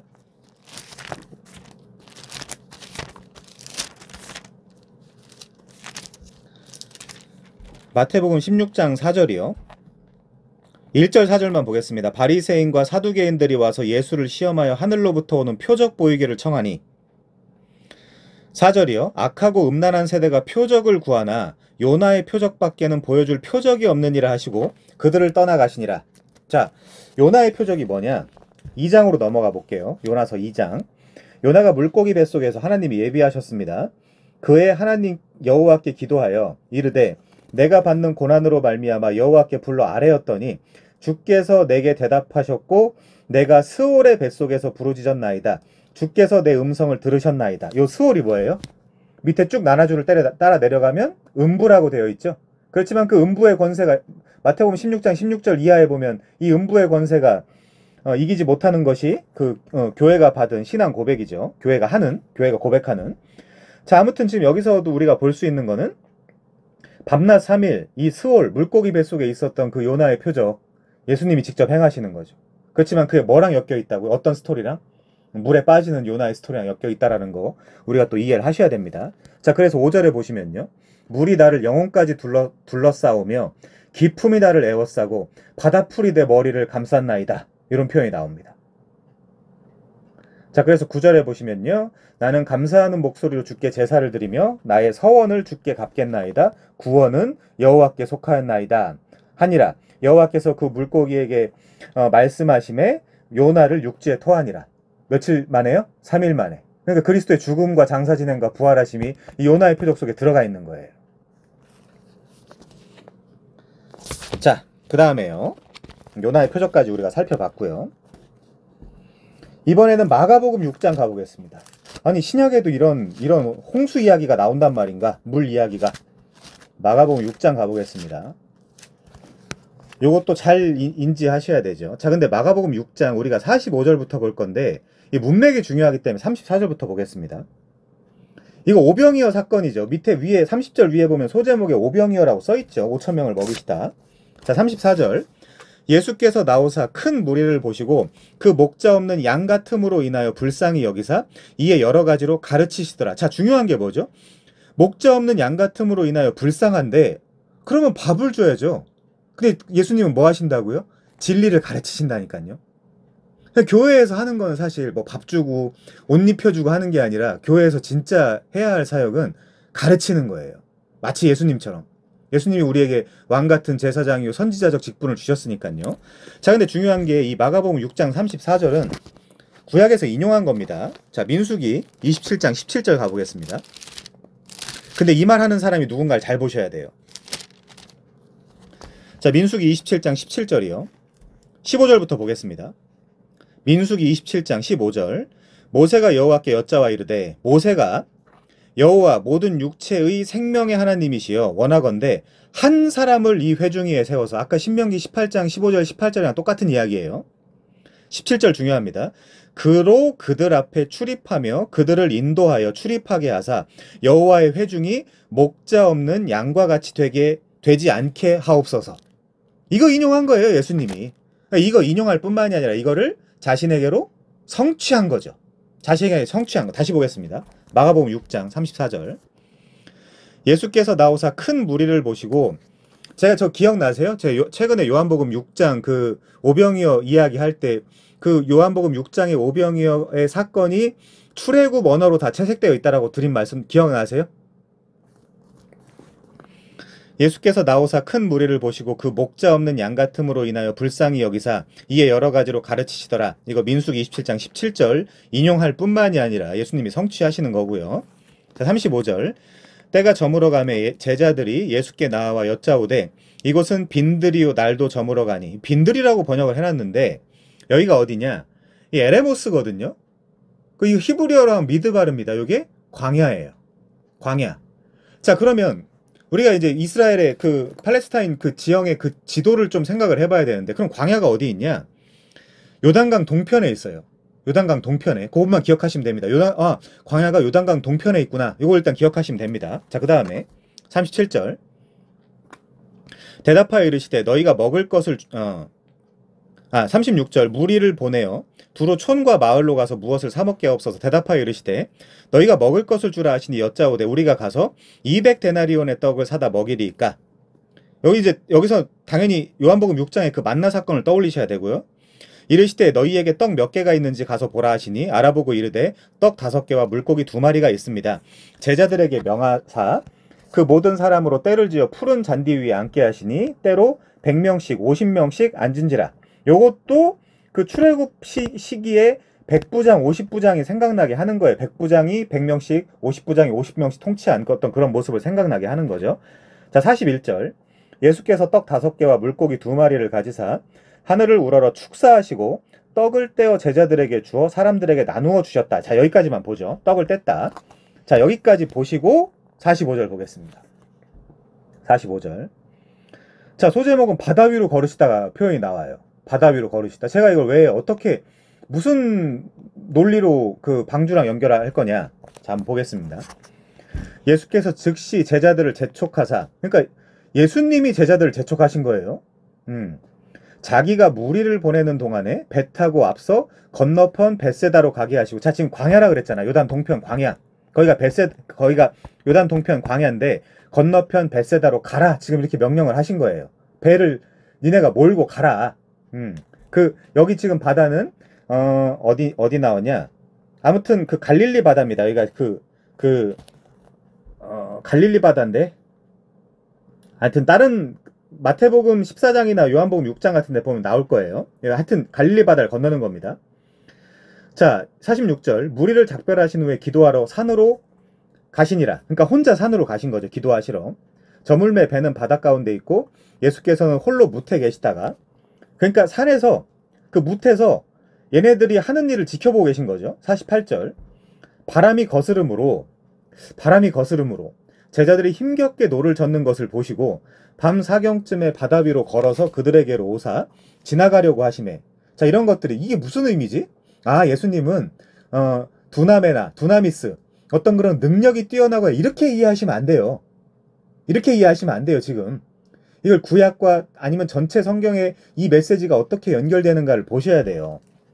자, 다시 읽어보겠습니다. 48절. 바람이 거스름으로. 아까 근데 홍해에서는 그 바람을 주관하신 분이 누구였어요? 하나님이셨죠.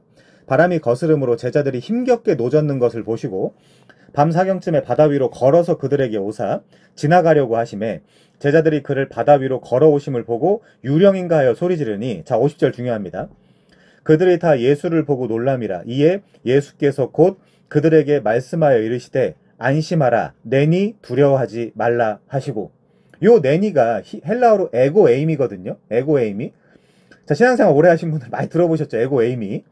요게 예를 들면 출애굽기 3장 14절에 보면, 아니 하나님, 아니 내가 그 애굽에 속박되어 있는 그들에게 가서 그들을 구원시키려고 하면 당신의 이름을 사람들이 물어볼 텐데 제가 누구라고 이야기합니까? 그러면 하나님이 뭐라고 그렇게 말씀하시죠? 나는 스스로 있는 자 아니라 예흐아, 아셰르, 예흐아 그러잖아요. 그 예흐아, 아셰르, 예흐아에 상응하는 헬라어가 에고에임이에요. 에고에임이. 이 말은 내가 하나님이란 뜻이에요. 내가 하나님이라. 안심하라. 나 하나님이다. 에고 에임이 나 하나님이니까 두려워하지 말라. 그러니까 근데 중요한 게 배에 올라 그들에게로 가시니 갑자기 바람이 그쳐요. 제자들이 마음에 심히 놀라요. 자, 여기뿐만이 아니라 마태복음, 누가복음, 요한복음 이런 데 다 살펴보면 이 배가 갑자기 건너갑니다. 이 본문만 보는 게 아니라 시간이 없기 때문에 다 못 보는데 건너가요. 그냥 그 갈릴리 바다를 갈릴리 바다를 건너가는데 아까 제가 뭐라고 말씀드렸냐면 이 광야는 요단 동편에 있는 광야라 그랬어요. 요단 동편에서 그 요단 서편으로 건너가는 거예요. 그러니까 이스라엘 땅이 요단강을 중심으로 이 서편과 동편으로 있는데 그 서편에서 동편으로 지금 가는 거거든요. 동편에서 서편으로. 자, 그러니까 이거 지금 무슨 이야기 하는 거겠어요?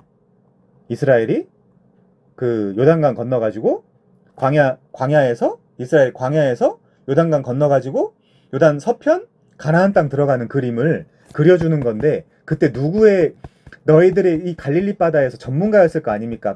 물고기 잡아먹고 사는 사람들이었는데 너네들 못해.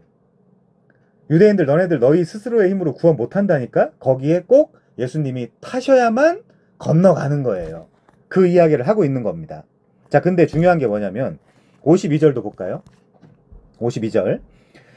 자, 심히 놀랐는데 왜 놀랐냐? 이는 그들이 그 떡 떼시던 일을 깨닫지 못하고 도리어 그 마음이 둔하여졌다.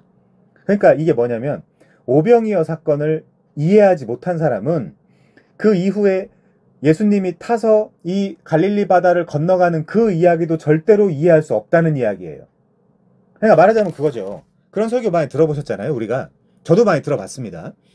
이 오병이어 사건을 야 너네가 뭐 가진 게 많이 없다 하더라도 물고기 2마리와 떡 2덩이 정도 물고기 5마리와 떡 5개와 물고기 2마리라는 가치는 없지만 그걸 하나님께 드리면 이렇게 늘려가지고 하나님이 주실 거 아니냐. 만약에 그렇게 해석하는 사람은 이 바다 위로 예수님이 바다에 있는 배에 타셨을 때 이 바다를 건너서 가나안 땅에 들어가는 그 그림을 완성시키는 이 해석을 할 수 없다는 이야기예요. 오병이어를 오해하면 이 일도 이 바다 위로 걸으신 그 일도 해석할 수 없다는 이야기로 우리가 읽어야 되는 거죠. 자, 그래서 시편 우리 77편 16절 가볼까요? 구약성경에 보면 사실 하나님이 바다를 밟는 그런 그림들이 많이 나옵니다. 시편 77편 16절.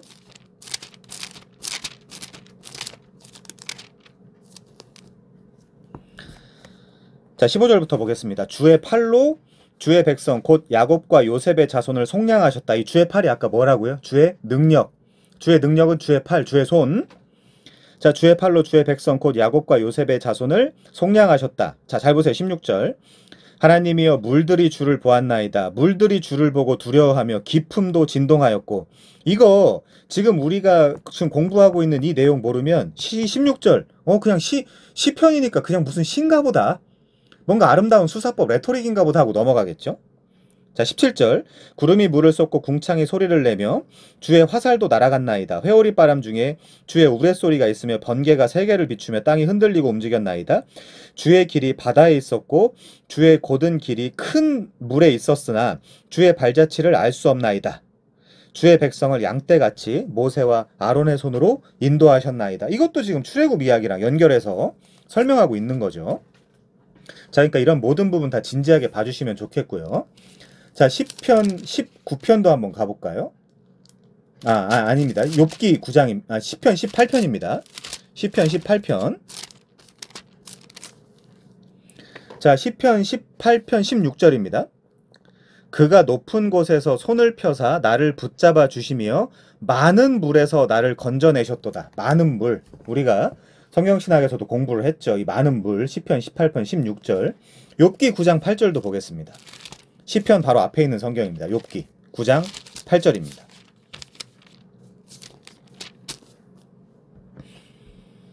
그가 홀로 하늘을 펴시며 바다 물결을 밟으시며 이런 표현도 있죠. 자, 그렇습니다. 마지막으로 요한복음 6장 한번 가보겠습니다. 아까 오병이어를 우리가 정확하게 이해를 해야 되겠죠. 요한복음 6장.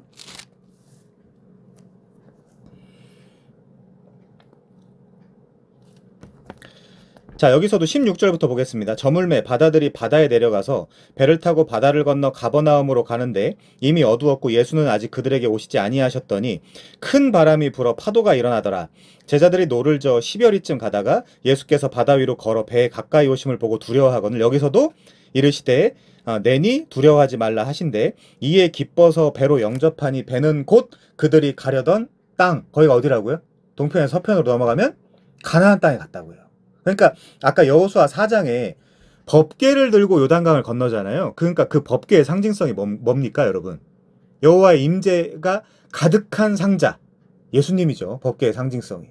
예수님 없이 요단강을 건널 수 없는 것과 마찬가지로, 그러니까 법궤 없이 요단강 건널 수 없는 것과 마찬가지로 예수님 없이 동편에서 서편 가나안 땅으로 건널 수 없었던 거예요. 자, 32절이요.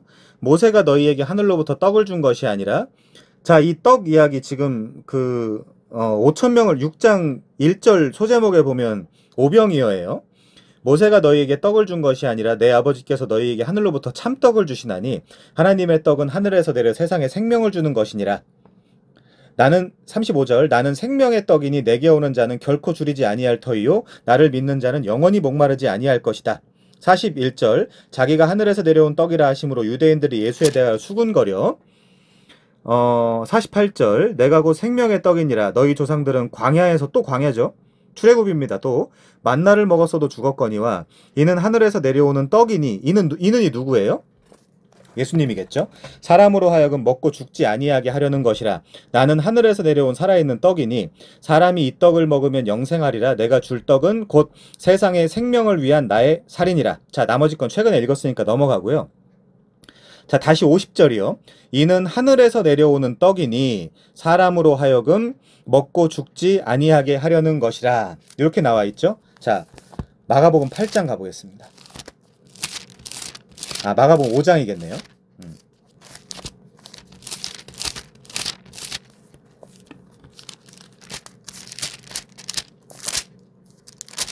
죄송합니다. 마가복음 8장이요. 자, 여긴 7병이어거든요. 마가복음 8장 위에 1절 위에 보면 4,000명을 먹이시다 이렇게 나와 있죠. 여기서도 그 무렵에 또 큰 무리가 있어 먹을 것이 없는지라 예수께서 제자들을 불러 이르시되 내가 무리를 불쌍히 여기노라. 스플링크 니조마이, 창자가 끊어질 정도로 불쌍하다는 뜻이에요. 나와 함께 있은지 이미 사흘이 지났으나 먹을 것이 없도다. 만일 내가 그들을 굶겨 집으로 보내면 길에서 기진하리라. 그 중에는 멀리 온 사람들도 있느니라. 이 멀리 온 사람들, 이 7병이어는 이방인을 상대로 한 거라는 게 여기서 나오죠. 5병이어는 유대인들을 상대로.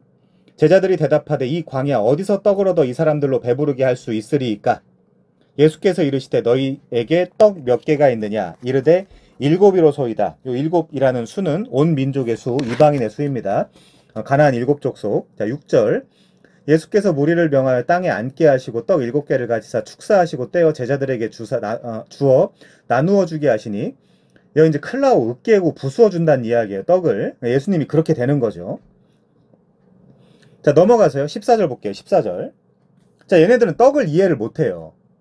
그냥 오병이어를 헌금 많이 하라는 이야기인가 보다. 설교하는 사람들도 이 헌금 많이 하는 걸로 잘못 의도해서, 그러니까 나쁜 의도로 그렇게 설교하면 전 반드시 저주받을 거라고 생각합니다. 자, 8장 14절. 하나님 말씀을 함부로 막 다루면 안 돼요.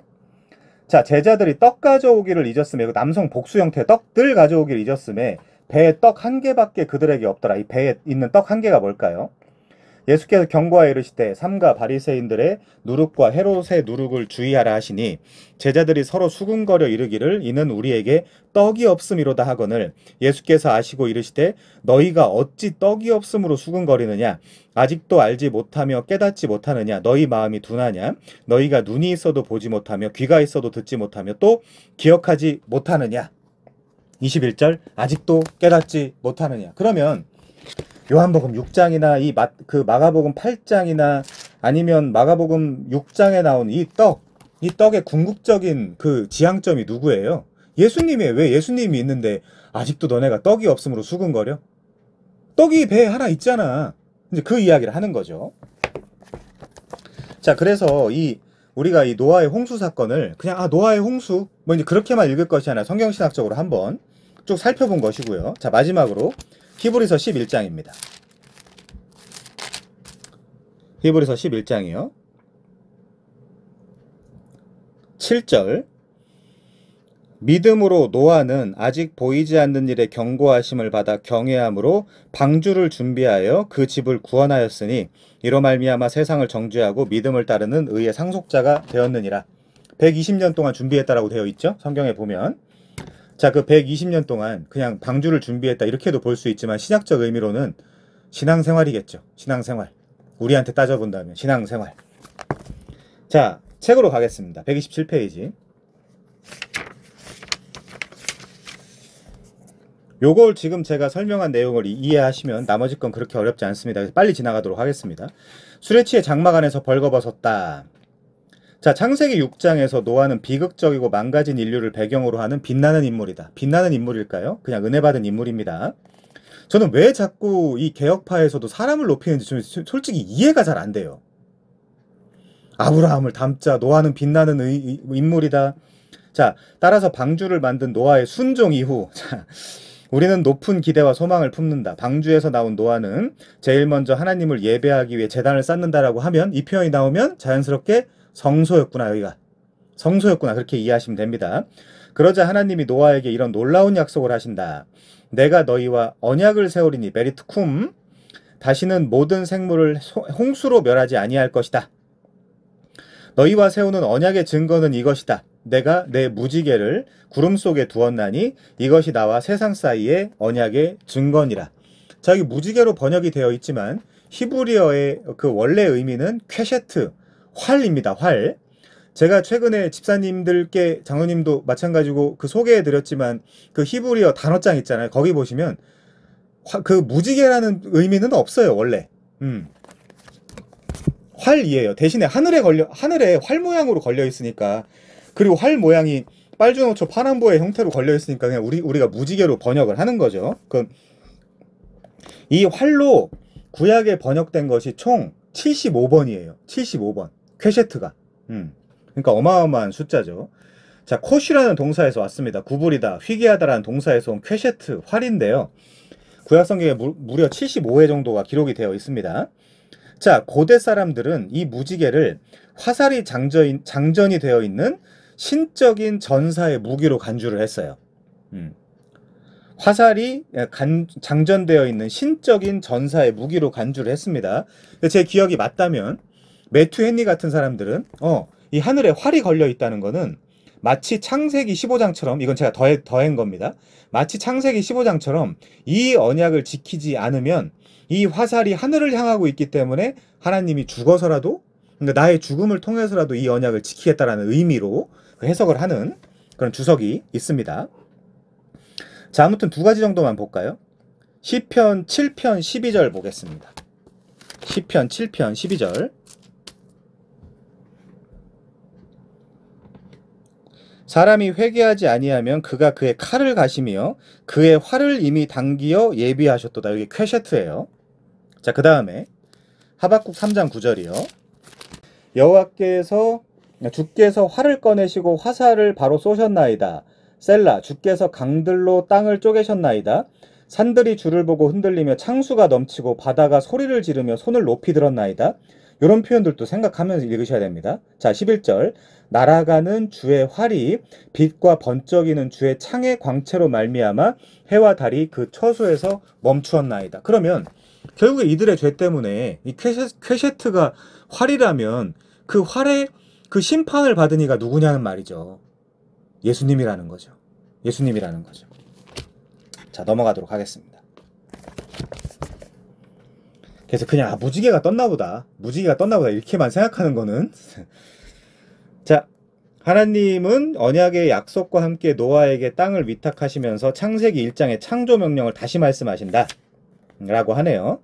자, 그 다음 단락은 안위 이야기이기 때문에 제가 노아의 설명했기 때문에 넘어가도록 하겠습니다. 128페이지요. 두 번째 단락. 우리는 노아가 왜 술에 취했는지 모르고 왜 벌거벗었는지도 모른다. 또 높이려고 하나 봐요. 하지만 성경은 이것이 노아에게 수치스러운 일임을 암시하며 가려졌다, 덮어졌다라는 표현이 나오니까요.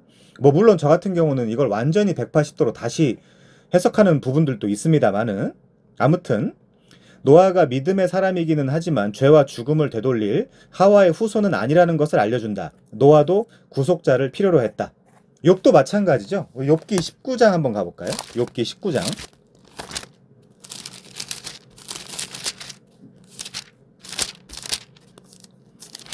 욥기 19장에 보면 욥이 이런 고백을 합니다. 내가 알기에는 나의 대속자가 살아계시니 마침내 그가 땅 위에 서실 것이다. 내 가죽이 벗김을 당한 후에도 내가 육체 가운데서 하나님을 보리라, 이런 표현을 하죠. 노아도 마찬가지입니다. 노아는 완전하지 않아요. 그러니까 완전하다라고 성경에 써 있지만 그리스도가 필요 없을 정도로 완전하진 않습니다. 자, 그렇게 이해를 하셔야 되겠죠.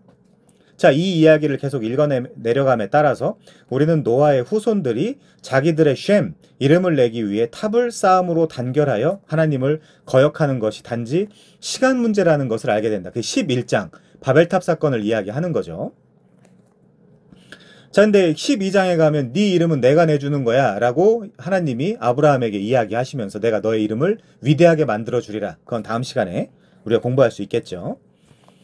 자, 이 사람은 의인, 당대의 완전한 자였지만 대속자, 구속자가 필요 없어도 좋을 만큼 완전하지 않았습니다. 자, 다음 단락이요. 되돌아보기. 재시동된 하나님의 약속. 자, 노아 이야기는 우리가 지금까지 살펴본 더 큰 이야기에 어떻게 들어맞을까? 지금까지 살펴본 더 큰 이야기.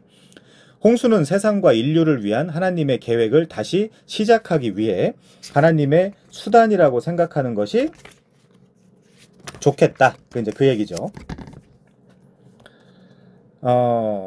다시 시작. 그리고 그 다음 줄에 노아는 새로운 아담, 그리고 배에서 나와서 새로운 피조 세계에 들어갔다. 여기 물론 새로운이라는 표현도 맞지만 처음에 창세기 1장 1절에 보면 창조가 있잖아요. 창조. 창세기 1장 1절 창조. 그 노아 당시에 재창조라고 합니다. 보통 재창조, 노아 당시를. 그 다음에 예수님이 예를 들면 고린도후서 5장 17절 우리는 그리스도 안에 있으면 새로운 피조물이다라고 할 때 새창조. 그리고 요한계시록 끝에 가면 창조의 완성, 요 구도로 보시면 돼요. 창조, 재창조, 새창조, 창조의 완성, 이 구도로 보시면 됩니다. 자, 새창조의 바람 넘어갈게요. 새창조의 바람. 자, 숫자 8은 8명이 탔을 때 숫자 8은 안식 후 첫날, 그리고 8일째 받는 할례, 이런 걸 통해서 보면 새로운 시대, 이런 것들을 상징을 합니다. 자, 하나님의 창조 목적은 실패하지 않을 것이다. 다음 줄. 노아 이야기는 궁극적으로 옛 창조가 새 창조에게 자리를 내어줄 것을 내다본다. 노아의 방주는 옛 세상에서 새로운 세상으로 가는 운송 수단이다. 시적인 표현이네요. 자, 몇 가지 흥미로운 단선, 문학적 단서는 다음 줄이요. 창세기 1장 2절은 땅이 혼돈하고 공허하며 흑암이 깊음 위에 있고 토우보 호셰크. 하나님의 영은 수면 위에 운행하셨다라고 묘사를 하는데 여기 하나님의 영은 루아흐입니다. 루아흐. 그런데 홍수 뒤에는 하나님이 바람을 땅 위에 불게 하심에 물이 줄어들었다라고 말한다. 여기에 바람을 가리키는 단어는 아까 창세기 1장 2절에 나오는 영, 루아흐와 같은 단어예요. 제가 몇 번 말씀드렸죠. 최근에 그 이름을 이야기하긴 그렇지만 욤 르와흐, 그걸 왜 바람이 선선한 나래로 해석을 안 하고 성령의 나래로 해석합니까? 라고 질문했던 친구 있잖아요. 자, 그때도 말씀드렸지만 이 바람과 영은 루아흐라는 단어에서 나온 겁니다. 물론 헬라어도 마찬가지예요. 푸뉴마라고 하거든요. 성령, 영, 푸뉴마라고 합니다. 근데 바람도 똑같이 쓰여요. 자, 넘어가서요. 여기서 바람을 가리키는 단어는 창세기 1장 2절에 나오는 영과 같은 단어다. 이것은 배에서 걸어 나오는 때에 노아가 새로운 피조세계 또는 갱신된 피조세계, 곧 원창조의 재출발 속으로 걸어 나오는 것으로 봐야 된다라는 단서다라고 할 때, 배에서 걸어 나올 때 그 전에 무슨 일이 있습니까? 비둘기가 등장하죠.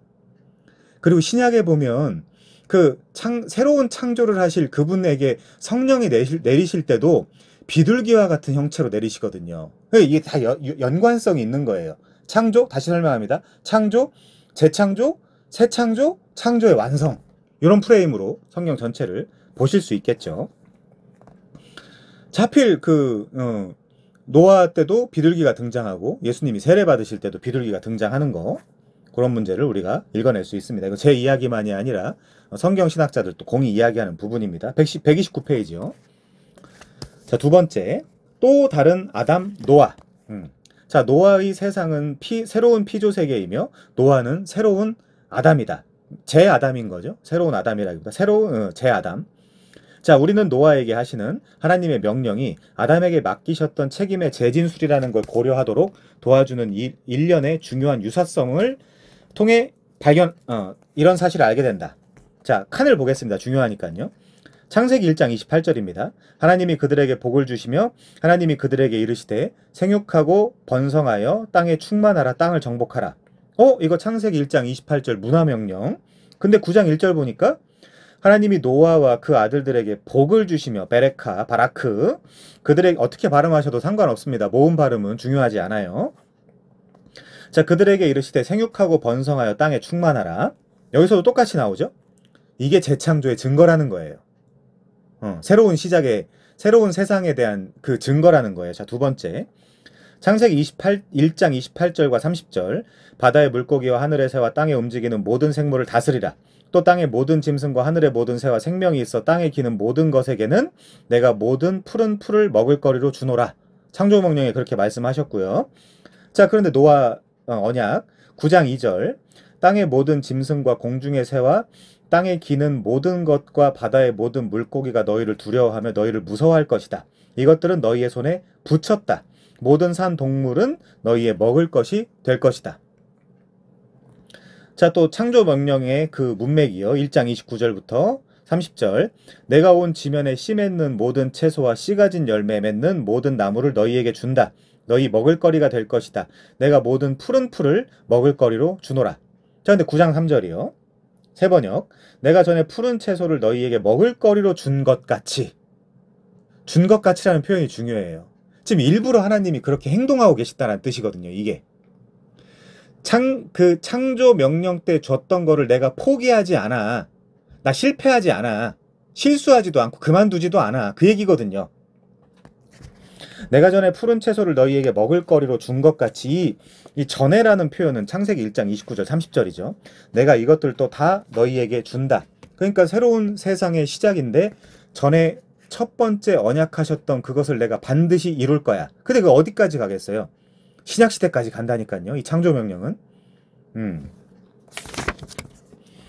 자, 130페이지요. 자, 이 언약은 노아에게서 처음 시작되는 언약이 아니라 새로운 언약이 아니라 원래 아담과 맺으신 언약이 창조 언약, 창조 명령, 또 그렇게 이야기할 수 있겠죠. 문화 명령, 노아를 통해 확대되는 것이다. 성경에서 언약은 시작되거나 확대된다. 두 가지가 있는데 언약을 맺다라고 할 때는 시작되는 거고요. 언약을 세우다라고 할 때는 언약의 확대를 나타낸다. 이 표현도 그 중요하니까 그 상식적으로 알아두시면 좋습니다. 언약을 맺다, 요거는 언약의 시작, 언약을 세우다, 요거는 언약의 확대, 혹은 갱신, 이런 식으로 생각하시면 될 거예요. 자, 언약이라는 말이 하나님과 노아의 관계에서 처음 나타나기는 하지만 언약에 대한 이 언급은 이전에 어떤 것을 암시한다. 노아에게 내가 너희와 언약을 세우리라 라고 말씀하실 때 하나님은 새로운 언약의 계시를 가리키는 것이 아니라 첫 번째 아담과 맺으셨던 그 언약을, 실패하는 것처럼 보였던 그 언약을 노아를 통해서 다시 한번 갱신하고 지속하신다는 것을 알려주는 거다. 그리고 이 노아 언약은 노아와 그리고 피조물과 세우시는 언약이라는 거죠. 자, 그 다음도 보겠습니다. 너희와 및 너희와 함께하는 모든 생물과 세우시는 언약. 자, 쭉 내려와서요. 하나님은 피조물을 포기하지 아니하셨으며 우리가 처음에 창세기 1, 2장에서 보았듯 하나님은 세우신 계획을 계속 이행하실 것이다. 포기하지 않는다. 시건하지 않는다. 거룩하시다. 실패하지 않는다. 그런 표현들이요. 자, 하나님은 아담을 통해 이루려고 하셨던 일을 아담의 자손을 통해 성취하실 거예요. 그래서 우리가 창세기를 보면 아담이라고도 번역됐고 사람이라고도 번역됐고 그 사람이라고도 번역되어 있는 부분들이 있거든요. 근데 다 동일하게 히브리어로 보면 아담 이렇게 되어 있어요. 그 사람. 그 사람. 예수님을 인자라고 할 때 신약 성경에서 인자라고 할 때 헬라어로 어떻게 되어 있죠? 호 휘오스 투 안스로프 이렇게 되어 있거든요. 휘오스 투 안스로프 이건 사람의 아들이란 뜻입니다. 근데 앞에다 호라는 관사를 붙이면 그 사람의 아들이란 뜻이에요. 그러면 하와에게서 온 여자의 후손이 이 세상을 구원할 것이다 라고 했는데, 하와는 혼자 자손을 낳을 수 없죠. 혼자 아벨을 낳을 수 없고, 혼자 셋을 낳을 수 없고, 혼자 에노스를 낳을 수 없죠. 아담이 있어야 되죠. 그래서 하와의 자손은 아담의 자손이기도 해요. 그래서 아담을 그 사람이라고, 하아담이라고 하는 거고요. 예수님을 호 휘오스 투 안스로프, 그 사람의 아들이라는 아주 고유명사로 칭호를 하나 만들어내신 거죠. 자, 그 다음에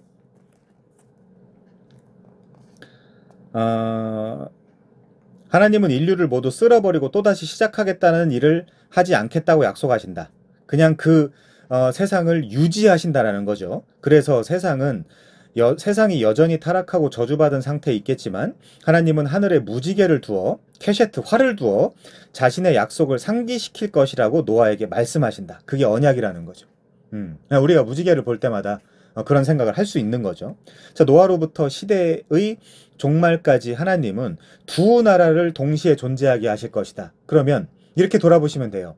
여러분은 어떤 나라의 국민인가? 여러분은 어떤 나라의 국민인가? 자, 세상에 인간의 나라가 있을 것이지만 그 나라에는 하나님 나라를 적대할 것이다. 그래서 우리가 교회라고 할 때 에클레시아라고 하거든요. 에크가 밖으로 오라는 접두어입니다. 칼레오, 밖으로 부르다. 밖으로 네 이름을 부르다. 이제 그런 의미가 되는 것이죠. 교회는. 밖으로 네 이름을 부르고 밖의 명령을 따라 사는 사람들, 그게 교회입니다. 자, 다음 단락이요. 때가 되면 구원이 임할 것인데 하나님이 경건한 씨를 주심으로, 이 씨가 갈라디아 3장 16절에 보면 그 제라는 곧 그리스도다, 이렇게 표현이 나오죠. 자, 구원이 도래할 것이다. 노아가 장막에서 술에 취해 벌거벗고 있는 것을 보면서 우리는 창세기 3장 15절의 약속이 이제 어떻게 될지 궁금해하게 된다. 어떻게 될까요? 당연히 디모데후서 2장 13절에 보면 미쁘신 하나님이 헤세드, 여기 이제 LXX에서는 엘레오스라고 번역되어 있는데, 언약적이고 실천적이며 선의와 자비에서 나온 그 사랑으로 이 언약을 하나님이 손수 지켜가시겠죠. 그래서 창세기 3장 15절의 약속이 이제 어떻게 될지 궁금해하는데 여전히 아담과 노아보다 더 위대한 이가 와야 된다는 거죠. 그래서 우리가 구약을 탈탈 털면서도 도대체 누구 이야기 하려고 하는 성경이냐? 예수님이라는 겁니다. 신약에서. 자, 그 다음에요. 빨리 가겠습니다. 내다보기, 다가올 일에 맛보기. 노아는 구원 이야기의 새로운 아담이었다. 새로운 아담, 제 아담. 완성의 아담은 예수님이겠죠. 자, 노아는 아담의 책임과 기회를 부여받았지만 마치 아담처럼 실패했습니다. 가인도 실패했죠. 아까 내가 아우를 지키는 자입니까? 실패했습니다. 그러나 하나님의 약속은 결코 실패하지 않는다. 구약은 그래서 실패의 역사예요. 실패의 역사. 구약 성경은. 마침내 진정한 아담, 마지막 아담을 하나님은 주실 것이다. 그게 예수예요. 로마서 5장, 고린도전서 15장, 둘째 아담. 둘째 아담. 마지막 아담은 본래 아담이 되어야 했던 사람이 되실 것이다. 그래서 그 사람, 호 휘오스 투 안스로프. 자, 근데 우리도 그 사람, 그 세 사람의 한 몸이 되는 거죠. 그래서 우리도 왕 같은 제사장이며 선지자입니다. 그래서 에베소서에 보면 한 세 사람을 지으신다, 이런 표현이 나옵니다. 자, 다음 단락이요. 다가올 심판의 맛보기. 노아 홍수를 곰곰이 생각하게 되면 우리는 죄와 하나님에 대한 거부 때문에 인류가 당하는 가혹한 현실에 직면한다. 더 정확히 말해 이 홍수 사태는 다가올 심판, 곧 인류가 받을 심판의 맛보기다. 이때는 비가 내렸잖아요. 물비. 근데 그때는 불비가 내린다고 합니다. 불비. 자, 노아 시대의 심판처럼 다가올 심판도 갑자기 닥칠 것이다. 마태복음 24장 37절이요. 책에 나와 있습니다. 노아의 때와 같이 인자의 임함도 그러하리라. 홍수 전에 노아가 방주에 들어가던 날까지 사람들이 먹고 마시고 장가들고 시집가고 있으면서 홍수가 나서 그들을 다 멸하기까지 깨닫지 못하였으니 인자의 임함도 이와 같을 것이다. 그러므로 깨어 있어라. 어느 날에 너희 주가 임할는지 너희도 알지 못함이니라. 재림도 재림이지만 우리가 언제 죽을지 모릅니다. 언제 우리한테 어떤 일이 생겨가지고 언제 심판대 앞에 바로 서게 될지 몰라요. 자, 그래서 깨어있으라는 거죠. 자, 하나 더 보겠습니다. 베드로후서 3장 10절. 책에 안 나온 것 같더라고요. 아까 잠깐 읽어보니까. 그래서 베드로후서 3장 10절도 한번 보겠습니다.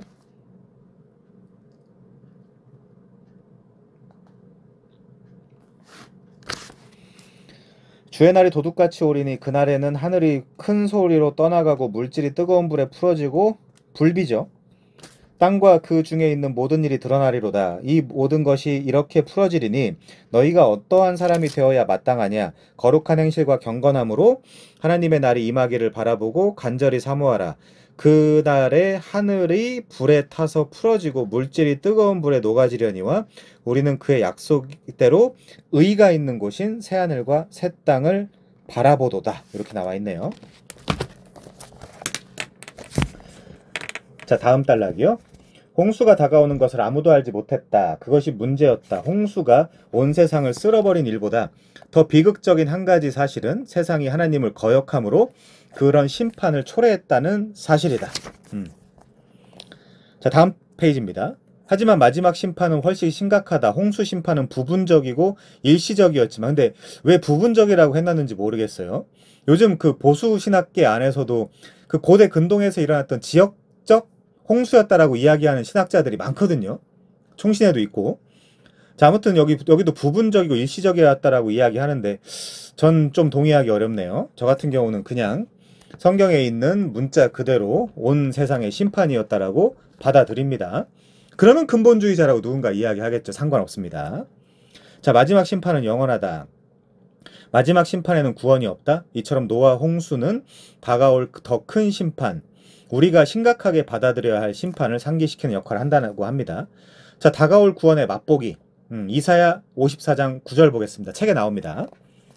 책에 이사야 54장 9절이요. 시간이? 네. 이는 내게 노아의 홍수와 같도다. 그러니까 노아의 홍수 본문도 지금 우리가 계속 찾고 있지만 성경 전체를 펴놓고 이해해야 된다는 얘기가 또 나오겠죠. 이는 내게 노아의 홍수와 같도다. 내가 다시는 노아의 홍수로 땅 위에 범람하지 못하게 하리라 맹세하신 것 같이 내가 내게 노하지 아니하며 너를 책망하지 아니하기로 맹세하였노니 산들이 떠나며 언덕들은 옮겨질지라도 나의 자비는 내게서 떠나지 아니하며 나의 화평의 언약은 흔들리지 아니하리라. 너를 긍휼히 여기시는 여호와께서 말씀하셨느니라. 요거를 안 당할 자들이 있다.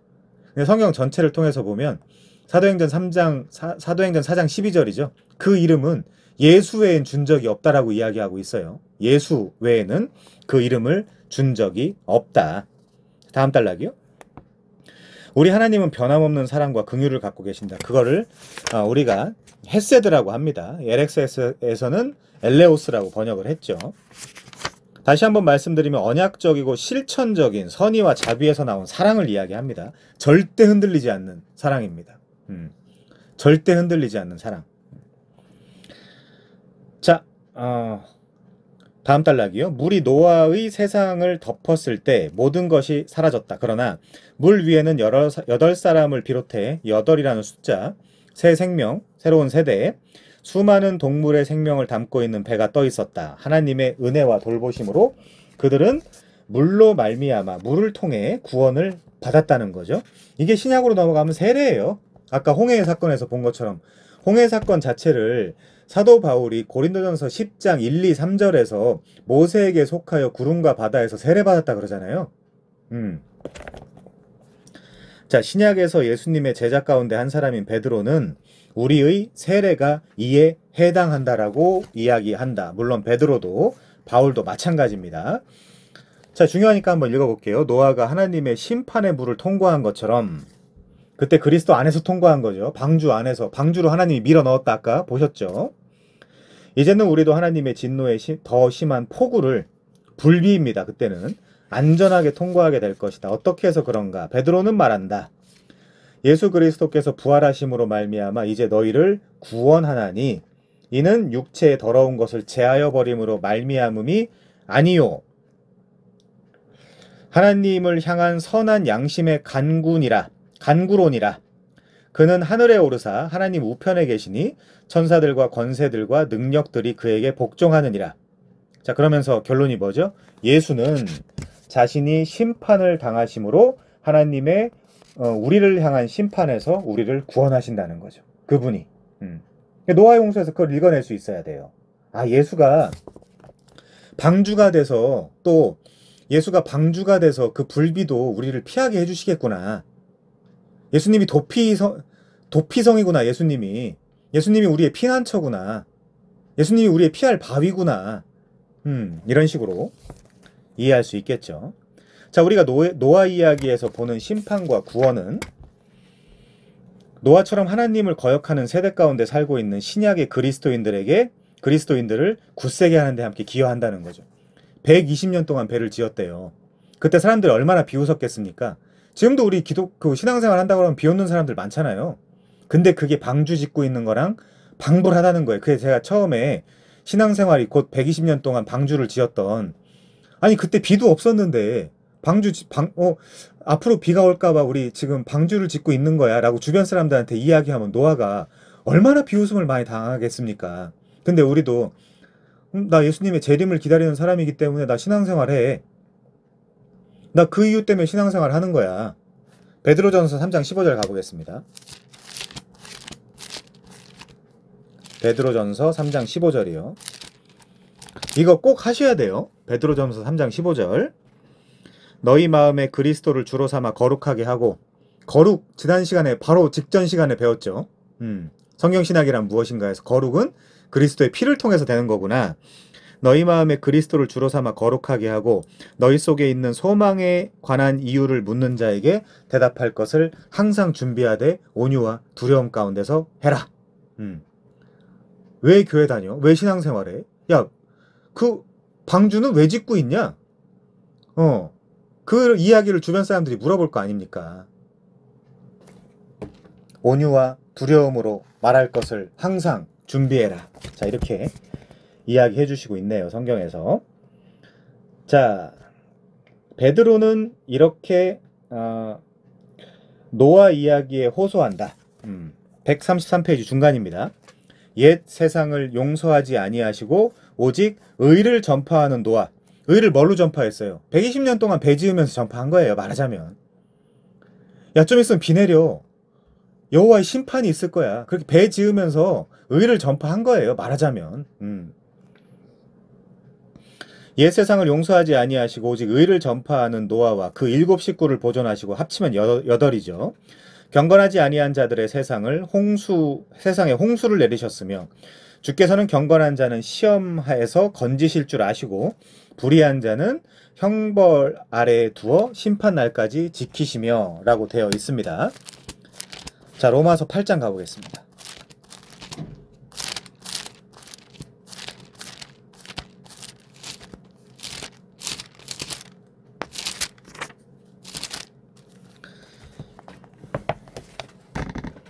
최근에 읽었지만 시간도 아직 괜찮고요. 최근에 읽었지만 조금 더 한 번 더 읽어보겠습니다.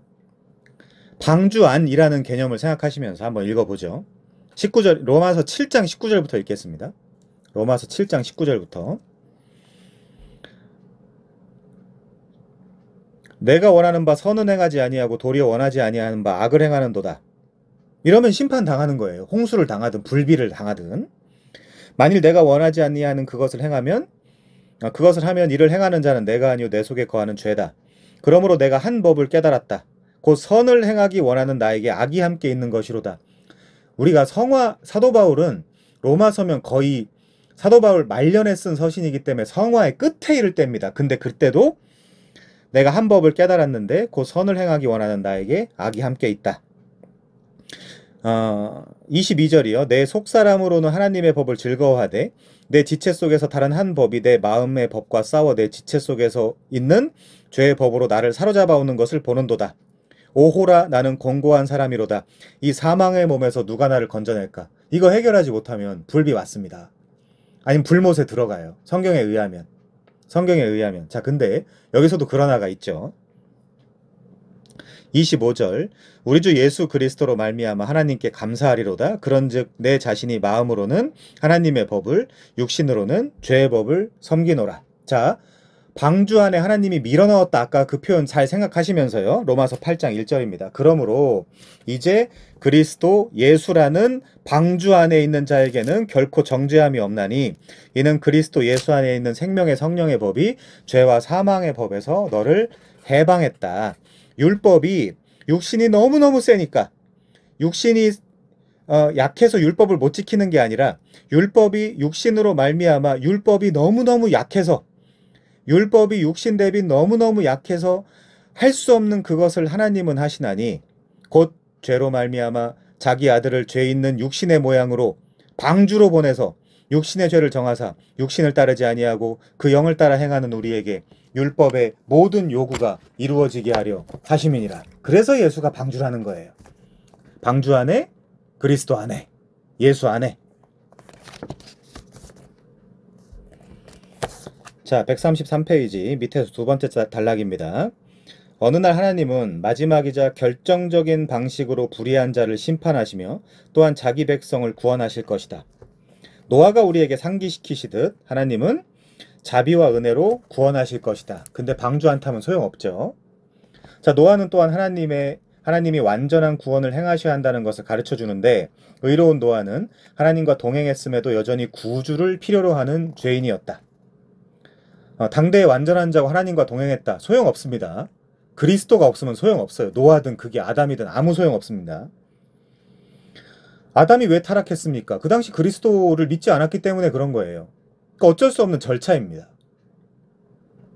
피조물의 완전한 복원과 새로운 시작도 죄에 오염된 인류를 고칠 수 없었다. 그뿐 아니라 죄책의 문제도 해결할 수 없었다. 인간이 하나님에게 등을 돌렸지만 그럼에도 불구하고 하나님은 인류와 피조물에게 헌신적이시다. 헌신이라는 건 몸을 준다는 이야기이기 때문에 예수님의 몸을 주셨죠.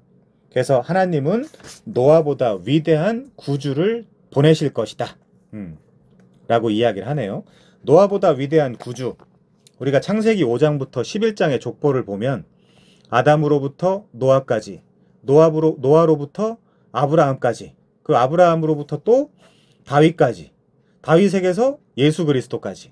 근데 그 예수님이 우리가 자 노아의 홍수 이야기를 공부했으니까 노아의 방주 이야기를 공부했으니까 물 이야기 누가복음 12장 50장 가보겠습니다. 거기서 십자가를 어떻게 묘사하고 있죠? 누가복음 12장 50절입니다. 나는 받을 세례가 있으니 정확한 의미는 침례죠. 물로 완전히 홍수를 당하는 거죠. 나는 받을 세례가 있으니 그것이 이루어지기까지 나의 답답함이 어떠하겠느냐. 방주입니다. 예수님 자체가. 자, 그래서 그 구주를 보내실 것인데 다음 시간 그 아브라함의 후손에서 오시게 되겠죠. 그렇지만 그 아브라함의 후손이라는 건 오늘 본 노아의 후손이기도 합니다. 노아가 세 아들을 낳잖아요. 세 아들을 낳는데 그 중에 셈 쪽에서 나오죠. 그게 그 족보에 아주 잘 정확하게 나와 있습니다. 창세기 5장 32절. 노아는 500세 된 후에 셈과 함과 야벳을 낳았다. 그러고 10장에 가면요. 창세기 10장에 가시면요. 21절. 셈은 에벨 온 자손의 조상이요 야벳의 형이라 그에게도 자녀가 출생하였다. 셈의 아들은 엘람, 아수르, 아르박삿과 룻과 아람. 여기서 중요한 게 아르박삿 24절. 아르박삿은 셀라, 셀라는 에벨은 두 아들, 하나 이름은 벨렉. 31절. 이들은 셈의 자손이니 그 족속과 언어와 지방과 나라대로였더라.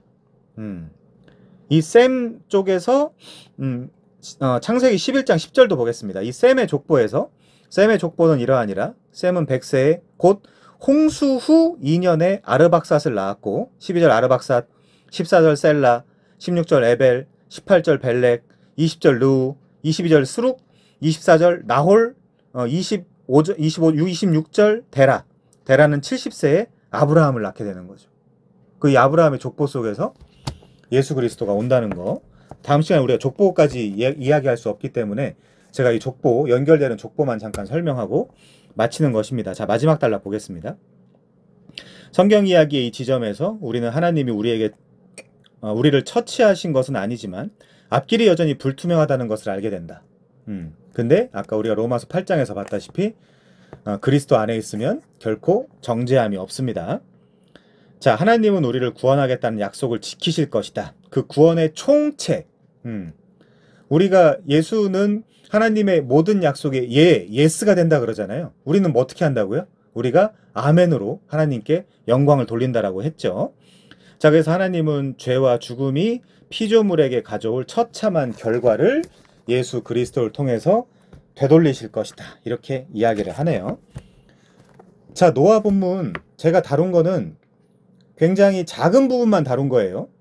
그 노아의 홍수에 있어서 그 부분만 다룬 거기 때문에 나중에 그 기회가 되시면 이 노아의 전체 오늘 4장부터 11장까지라고 이야기를 했는데 그 부분에 아주 제한된 부분만 다룬 거기 때문에 나머지 부분도 열심히 공부하셔서 이 노아 언약 좀 풍성하게 잘 이해해 가시기를 바랍니다. 수고 많으셨고요. 마치겠습니다.